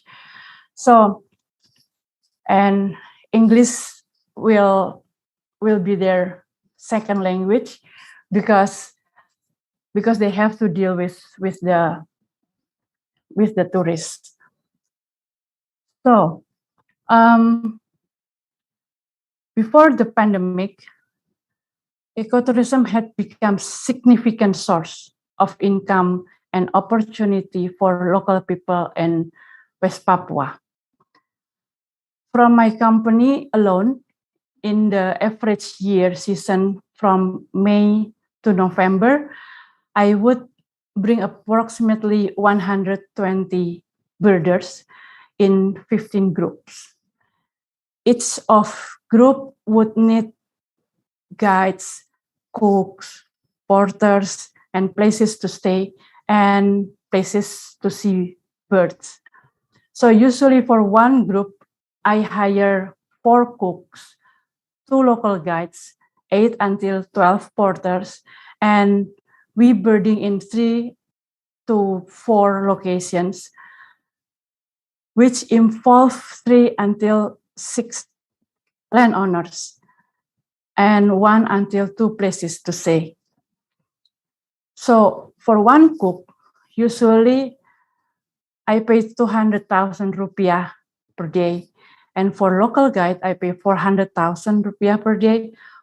For porter per person, I pay 200,000 rupiah per day. And for landowners, I pay 250,000 rupiah per location of the birds. And for homestay, I pay usually 300,000 rupiah per person per day. So per tour, I can bring 9 until 10 million rupiah per day to the local community. Or it is equally to $700 US. So that means in 1 year season, I could bring 126,000 US dollar to one community. That's not small amount of money. In addition, the local people also have the opportunity to practice the skill that they learn in our training. Since the pandemic hit, this is what happened. No more tours. As you see here, this is my schedule in 2020 and my schedule in 2021. So every month, I receive cancellation email from my clients. So the local people have been suffering from having no tours. Unfortunately, they started to hunt the birds again because they don't have anything to eat. They have left their garden because ecotourism has been very close to them, so they don't have time to work in their garden anymore before pandemic, because they were very busy to service the clients, the tourists. So now when the pandemic hits, they don't know how to do gardening anymore. So then now it's easy to kill the birds or to kill all the animals in the forest. And they also deal with logging companies now. So I'm hoping that they will remember what they learned, that conserve the birds will bring long-term benefit than kill the birds. And I hope they have patience and wisdom to continue protecting the birds and forests while the pandemic run its course. But they will have to fill their bellies, and I completely understand that. And they also have to feed their families. So, and I feel like I don't have any right to say no hunting to them. And here I am here, sitting in a nice place in Canada, and they suffer there in their village in West Papua. So the impact from the pandemic is very big in West Papua, especially for the local people who now or before the pandemic, they really, really rely on their life to tourists who come in ecotourism business. So I think that's my sharing, Ibu Ani. One more story that I always remember, that I cannot forget, when I was amazed how ecotourism really, really could change the people in West Papua. When we were finishing birding in the middle of the day, we were on the way back to our camp, and there was a little girl, like 6-7 years old, and she was carrying a very nice day bag. And my clients asked me, "Wow, Shita, look at that, that's beautiful day bag. Could you please ask that girl, where did she get it?" And then I asked the girls, and can you imagine what the girls answered at that time? I asked her, "Where did you get your day bag?" And the girl was answering, "I got it from birds." So I was looking at her and I cried, because even the little girl, they know that if I keep birds, then I can get this day back. So actually, through those years, I've been working with the community. All the effort from the ecotourism actually really helped to keep the forest, to protect the forest. But now, since this pandemic, I am not sure whether they still can protect the birds and the forest or not. Thank you, Ibu Ani. Thank you, Ibu Sita. That's very touching. Hopefully, all of this COVID-19 will be over, and the ecotourism in your area, in Manokwari and the surrounding, will be back to normal again. Because now we know that the ecotourism is extremely important for the local people, for their daily life, for their economic income.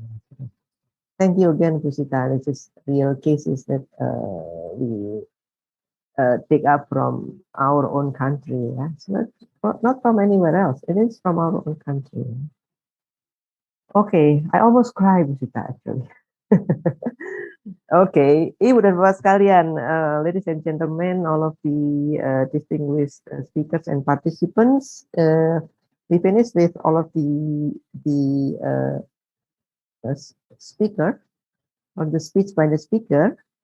So for the next session, I would like to request each of the speakers can like kind of wrapping up all of the questions. I know that there are so many questions, and Amel also just sent me a message that he was kicked off from the Zoom, and some of the questions has already gone from his computer, but that's okay. You still can highlight some of important questions. So please highlight some of the important questions and then provide some answers, and basically wrapping up everything that you got. Yeah, thank you. Starting with you, Professor Boji, go ahead. All right. So yeah, I'm sorry. Yeah, if I have not answered to a question, please ask again, because I've been kicked out of the chat and I don't see the questions. So the main questions I think were about regulation and legislations. Where how can we prevent and limit the trade, and what can be done? And so here again, I mean, I don't want to say that amphibian trade or wildlife trade in general should be totally banned, because it is clearly something that is important to communities. What I think is important is to limit the trade and protect the environment if in areas where it is a requirement. So what I mean is that through another pandemic, but if we don't clearly, we need to do something about it. What can we do? The question here is, maybe we can limit the trade for some of the species that are not required for human consumptions. We can make sure that we consume only species that are consumable without risks of pathogens, and then that we stop habitat loss. And that's really the main point. It's, yes, they are protected area. Yes, they are national parks, but they are very poorly implemented pretty much everywhere in the world. There are regulations, but they are not enforced. And so that's really something that we have to work on, making sure that the legislation side is clarified and implemented. The researchers in general and many people from different fields have provided the recommendations. Now it really needs to come from a governmental or regional framework, and those recommendations need to be followed. I think I've wrapped up all the questions. That should be it. Okay, thank you, Professor Boji. Next, Pak Dwi, silahkan. Go ahead, Pak Dwi. I know that there are so many questions, so many difficult questions actually. Thank you, Bu Ani. So I just answer some one question is about the influencers. Yeah, as we know that in YouTube or other social media platforms, there are some influencers that they try to, how to say, to show their pet. Yeah, not only like how to say, cats or dogs or other pet animals, but also like exotic animals. We call it exotic animals, like snake, and then wild birds, or even tigers. Yeah, and then it raised some questions from the community. How come the influencers got that exotic animals? Are they have permit to get the, how to say, the animals, something like that? So this is the thing they actually need to, how to say, to disseminate. Yeah. So because in Indonesia actually not only how to say, not only protect the animals, or not only try to preserve the animals, but we also how to say have ability to buy the animals for pet or keep in house and home or home, something like that.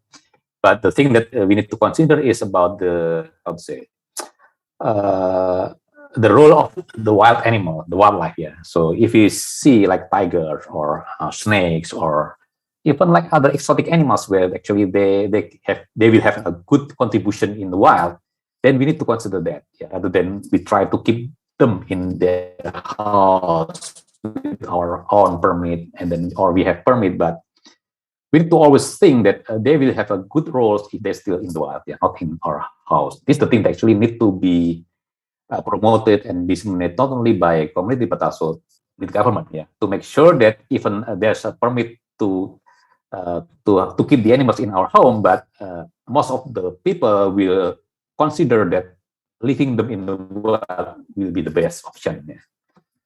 And another question that actually interesting to raise is about the dismantling organized crime, Bu Ani. So because in Indonesia actually there are two different groups of traffickers. One is organized criminal groups. They operate in the field level like poachers and local suppliers, where there's only deal with one commodity, for example, like tiger parts or elephant ivory or rhino horn. And in the high level, like financial backers or exporters, they deal with various commodities. Like they are not only trade tiger skin, but also trade rhino horn, hornbill cast, or other legal commodities. So to dismantle that levels, the authorities, they need to to use like anti-money laundering regulation, yeah, to make sure that they will able to track the financial flow from that networks. So this is the thing that I need to also to raise and also to add for the next sting operation, that are not only addressing low-level traffickers, but also addressing mid and also high-level traffickers. Yeah, I think that's all, Bu Ani, because some of the question already I already answered. Thank you. Thank you, Pak Dwi. Yes, I can see that lots of questions still coming to you. Feel free to answer some of them. Let's moving on. Ibu Ina, go ahead. You're wrapping up answer to all of them. Okay, thank you, Ibu Ani. I just want all of you to understand that conservation problems usually arise from social problems. So the approach is to also involve the local communities in order to make solutions for this. And there are questions also whether we can conduct an ecological assessments with culture, social aspects, economic in one research. And yes, that should be what we should do, is we conduct an ecology research, but also at the same time, we also gather informations on the social aspects, the economic aspects also. So because one thing that we have to understand is that culture is dynamic. So if the environment has not changed, there's a possibility that the activity or the culture will not change. The culture will adapt to the changes. So actually, there was one question asking whether it can be make an input for the government regulations. Yes, because I think from Telalebih meter we can have a result whether we can know whether the language is still transmitted to the younger generations. That way we can know that whether the plants, we talk about plants here, the plants are still existing on field. And if not, we can look back whether there has been some changes. Actually, our research is also looking into that in the future, the impacts of migrations and stuff on this. So, and also there's a question whether the Telalebih meter will be applicable for other tribes. Well, the Telalebih meter, we have not built yet. It will be built next year. But looking from the concepts and the theory, it should be able to be applied. But of course, we have to make some tests first for the Gayo, and then after that, because it's just recording the sounds that the people make for this for the names of the species. So I think it should be it can be used for other tribes as well. I think that, Ibu Ani. Thank you. Thank you, Ibu Arziana. Moving on to you, Ibu Sita. Go ahead. Thank you, Ibu. So from the first question, does the local government help ecotourism workers? Yes, they help. What I know, they give trainings to the local people on our Park Mountain in West Papua 2 times, but they didn't follow it up. So they just leave it like that. So the local people didn't really know what to do after that. So, and then what local people can do to attract the attention of tourists to come back to West Papua. It's quite difficult because they don't have enough facility, and they don't have enough internet connection there. So they don't really have a lot of things to do there in West Papua, unless they have a good relationship with people who have that internet or anything like that. So feel the same with spiritual tours. Is it possible? I don't think so, because if you want to do the virtual tours, there is first is for birders is quite difficult, because if you don't see it yourself, I don't think that's discounted, right, Ibu Ani? Because we have to see the birds by ourselves, and also it's the connection, internet connection there is not really good. So if you want to work around the forest there, most of the time you will lose the connection. And the last one, is there any obstacles at the beginning of ecotourism approach to Papua community? Yes, a lot. There were many obstacles when I started to introduce ecotourism to the local people, especially because I'm a woman, and it's still, their culture is still very strong in patriarchy culture. So, and they also don't believe, they didn't believe that ecotourism could help them.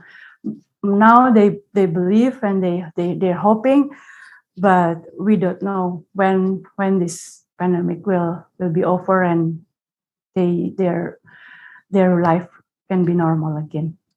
I think that's it, Ibu Ani. Thank you. Thank you, Ibu Sita. Thank you, everybody. Thank you also for all of the distinguished speakers. I'm not in a position to take we call it conclusion or something, because there are so many things to be concluded, but at least we learned something that COVID-19 is not bad. I mean, it has not bad. COVID-19 has a lot and huge impact on many things, including for the wildlife conservation, for wildlife trade, and for also for communication, daily communication, like Bu Arziana mentioned also. Oh, sorry, for Ibu Arziana, it's a good sign, right? So everybody stay at home, and it increase the communication using the local language. But for Ibu Sita, it's not good at all, because it stop all of the ecotourism activities. Okay, let's ladies and gentlemen, let's join myself to congratulate all of them with the thanks, and thank you so much for all of the good speakers with their excellent speech, and hopefully we can see each other again in the future. And apologize for inconvenience, if there any, during this session. And our next session would be fun things that lead by Camilla. But again, let's continue. Sorry, banyak salah saya ngomong nih. Let's give thanks and give a big applause to all of the speakers. It's noon already. Maybe I'm already hungry. So big applause to all of the speakers. And back to you, Camilla. Camilla. Where's Camilla? All right. Thank you, Professor Hani. Okay, sorry. Okay, go ahead. All right. All right. Thank you, Professor Hani. It is such a fruitful discussion, right, with our distinguished speakers and also the moderator, of course. So, before we move on to the next agenda, there is an appreciation from the committee that will be given by Dr. Dede Aulia Rahman to our outstanding speakers, and not to mention to our moderator also. So to Dr. Dede, time is yours. Okay, thank you, Camilla. Assalamualaikum. Good afternoon and good health to you all. Thank you for your guidance this event. So nice, Mrs. Camilla, and also thanks to Prof. Ani for your willingness to guide the presentation and discussion in the webinar. On behalf of the webinar committee, allow me to express my deepest appreciation for outstanding speaker, Prof. Amel Borje, Mr. Dwi Adiasto, Dr. Ajana Sukhar, and also Ms. Valentina Sita Prativi. Your presence in the webinar is honor for us. Hopefully, this collaboration not only stop here, but also continue in the future. Well, let me convey a little memento as from of appreciate from us. Please, the committee can display the award certificate. The first from Prof. Amel Borje. Okay, this year. Thank you, Prof. Amel, for your willingness to join this webinar.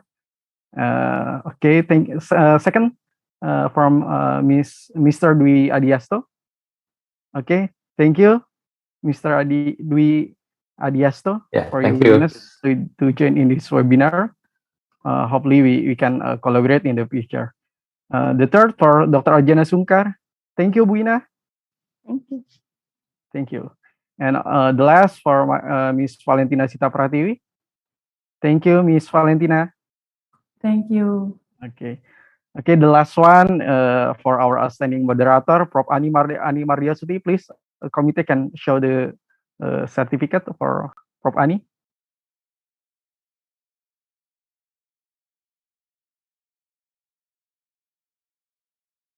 Thank you, Prof. Ani. Thank you so much. Thank you.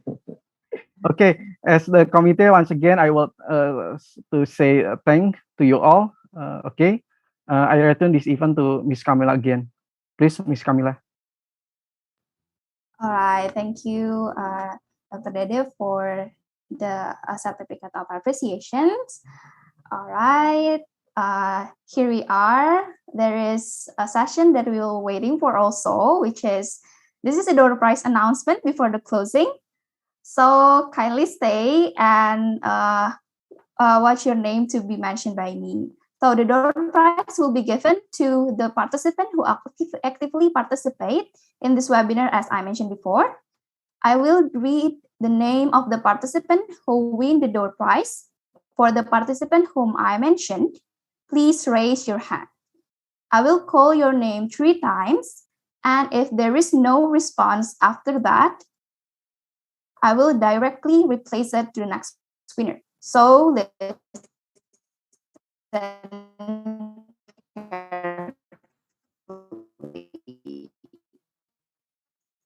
Camilla, your voice is breaking up. Here is the name of the winner. There are, oh, I'm so sorry. Am I audible now? Yes, now it's good again. Go ahead. All right. Okay.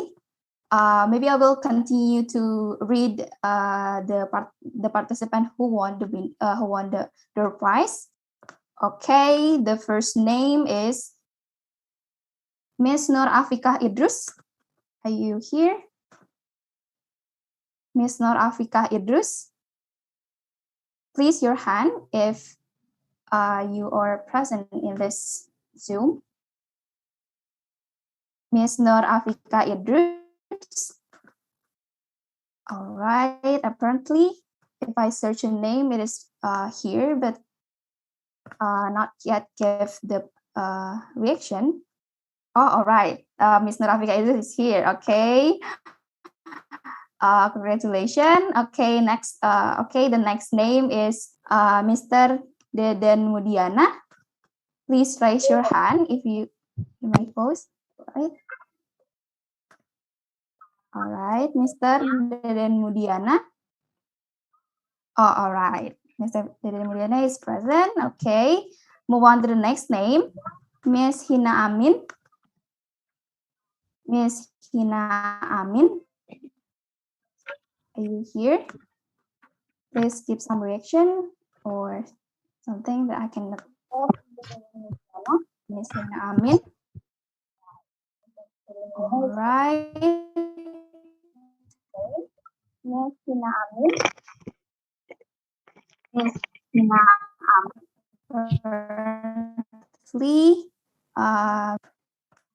Okay, maybe we can move on to the next winner, which is Dewi Ria Rahmawati. Are you here? Please give some reaction.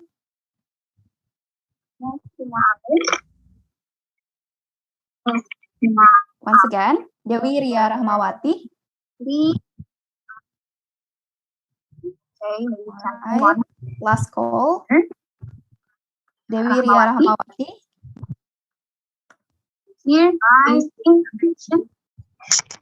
all right. Apparently, Dewi is not give the reaction, so let's move on to the next. Oh, Faris Budiman. All right. Oh, Dewi Ria Rahmawati is present. She already gave the reaction, so move on to the next winner, which is Astiria. All right.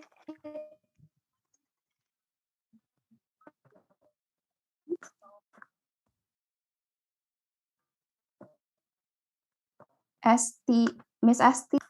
Okay, Miss Asti, are you here? Miss Asti is open the camera, but not giving the any reaction. Maybe okay.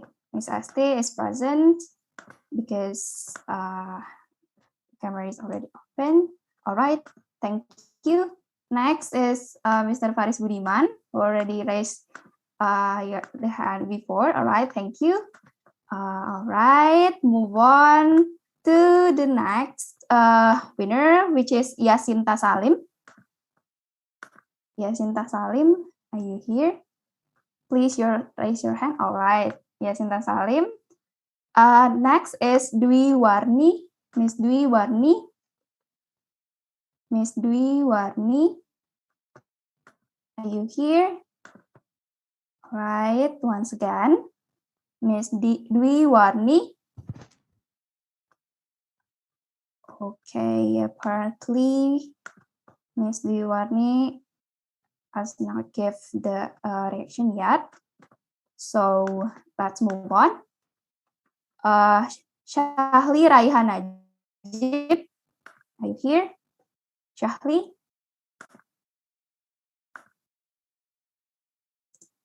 Here we are. We can see the name of the winners.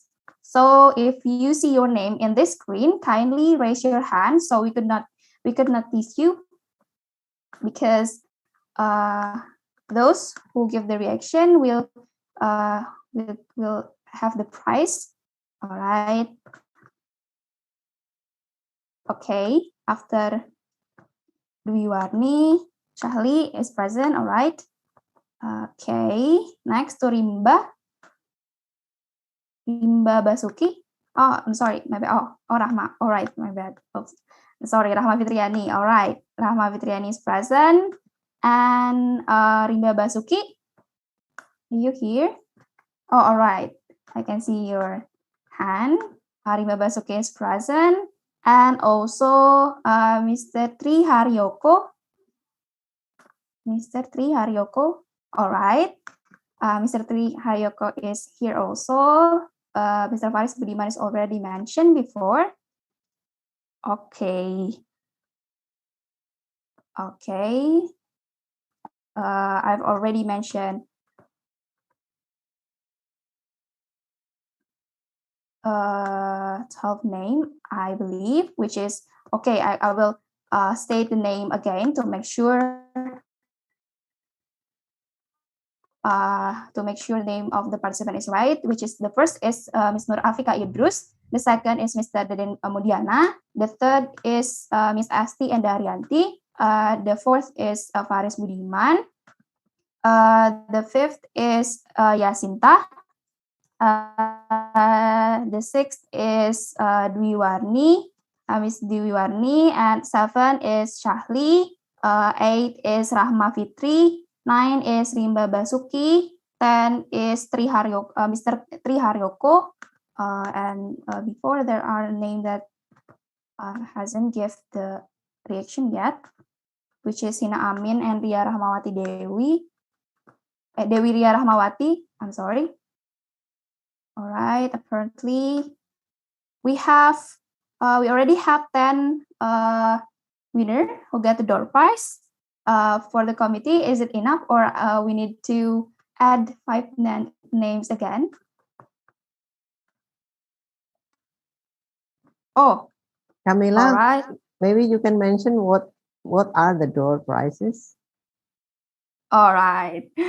As you can see in the screen, you can see the door prizes, which is there are books that you can read, and also I couldn't see the title very clear, but I believe it will be a very good book, and this is your third prize, yeah. So congratulations for the 10 winner. Oh, all right. For the additional winner, because there is a name that hasn't give the reaction yet, so we add the winner. The first additional winner is Mr. Ditro Wibisono. Are you here? Yes, I'm here. All right. The next is Mr. Alexander Kurniawan. You here? Mr. Alexander Kurniawan. Apparently, all right. I can see your hand. Okay. Thank you. Okay. After that, there is Mr. Ahmad Saleh. Are you here? Okay. Mr. Ahmad Saleh. Wait a minute. Mr. Ahmad Saleh, if I search a name, is here but not giving the reaction yet. So I will call the name last time. Mr. Ahmad Saleh, are you here? All right, maybe Mr. Ahmad Saleh is not present here. So the additional winner will be Mr. Ditro Wibisono and also Mr. Alexander Kurniawan. So we will have 12 winner here. Is that enough for the committee, or we need 3 additional winner? I think enough, Camila. All right. Yeah. Yeah. All right. If it is enough, then here is the winner. And for the winner, for the participant who get the prize, as I mentioned before, will be contacted by the committee. So just stay tuned and wait for your door prize to be sent. Congratulations for all of you. Okay. All right. After the door prize session, here we are at the end of this webinar. Okay, to close this webinar, let's say Hamdalah together. Alhamdulillahirabbil alamin. On behalf of the committee, I would like to say thank you for joining this webinar. And I am Kamila Nurdi Tarwana. See you in the next occasion. Thank you very much, everyone. Wassalamualaikum warahmatullahi wabarakatuh. Okay, I will also remind you for the attendance form, you can scan here or just type this link in the website, or just enter this link so that you can have the attendance list, because it is a requirement to make sure that you have the e-certificate. So don't forget to fill in the attendance form. Okay.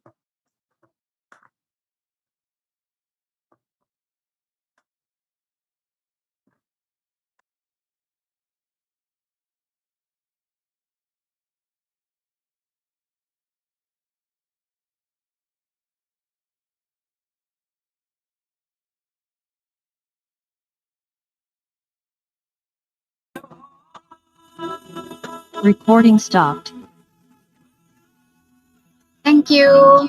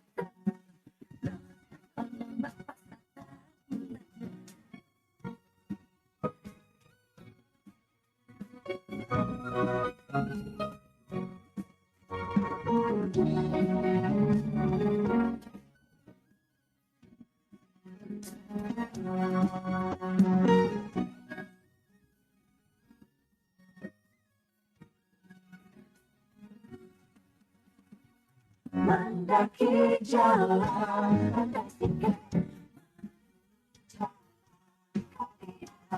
bila hati tidak mampu awak kaki jalan.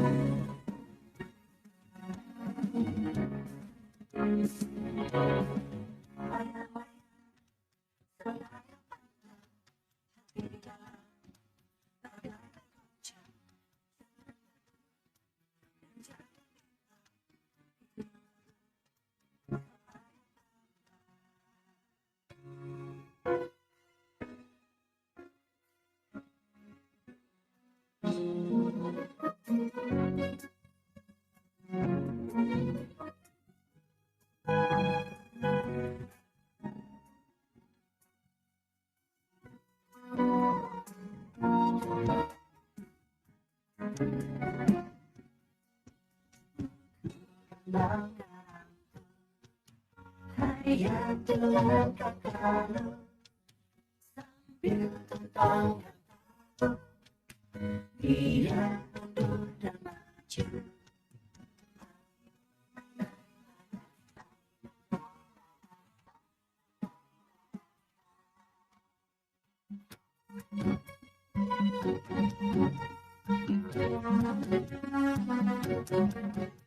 Melenggang patah-patah, kenapa goyang picak-picak, kenapa bodi bocor-bocor.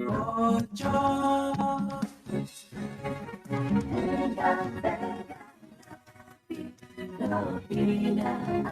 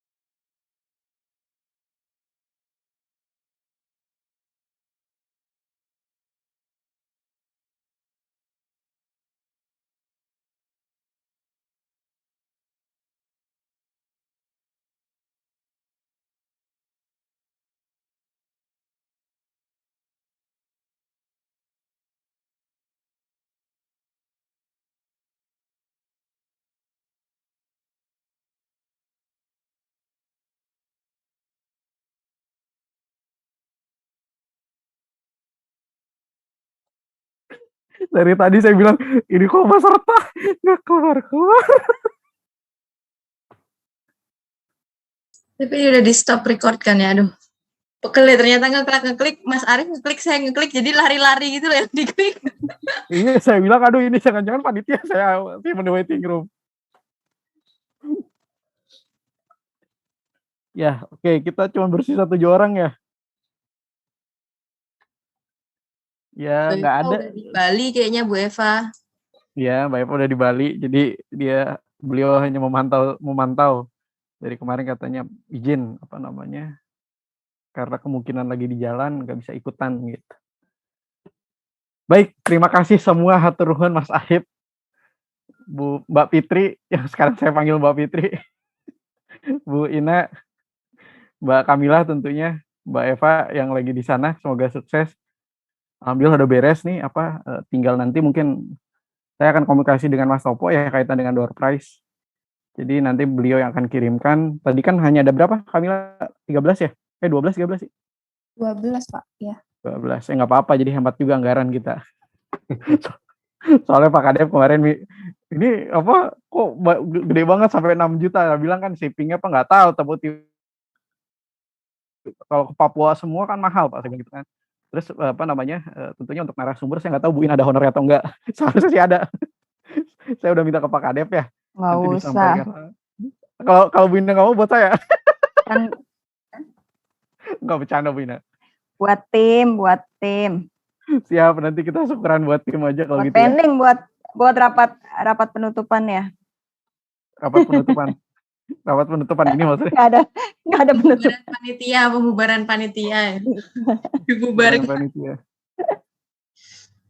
Nah,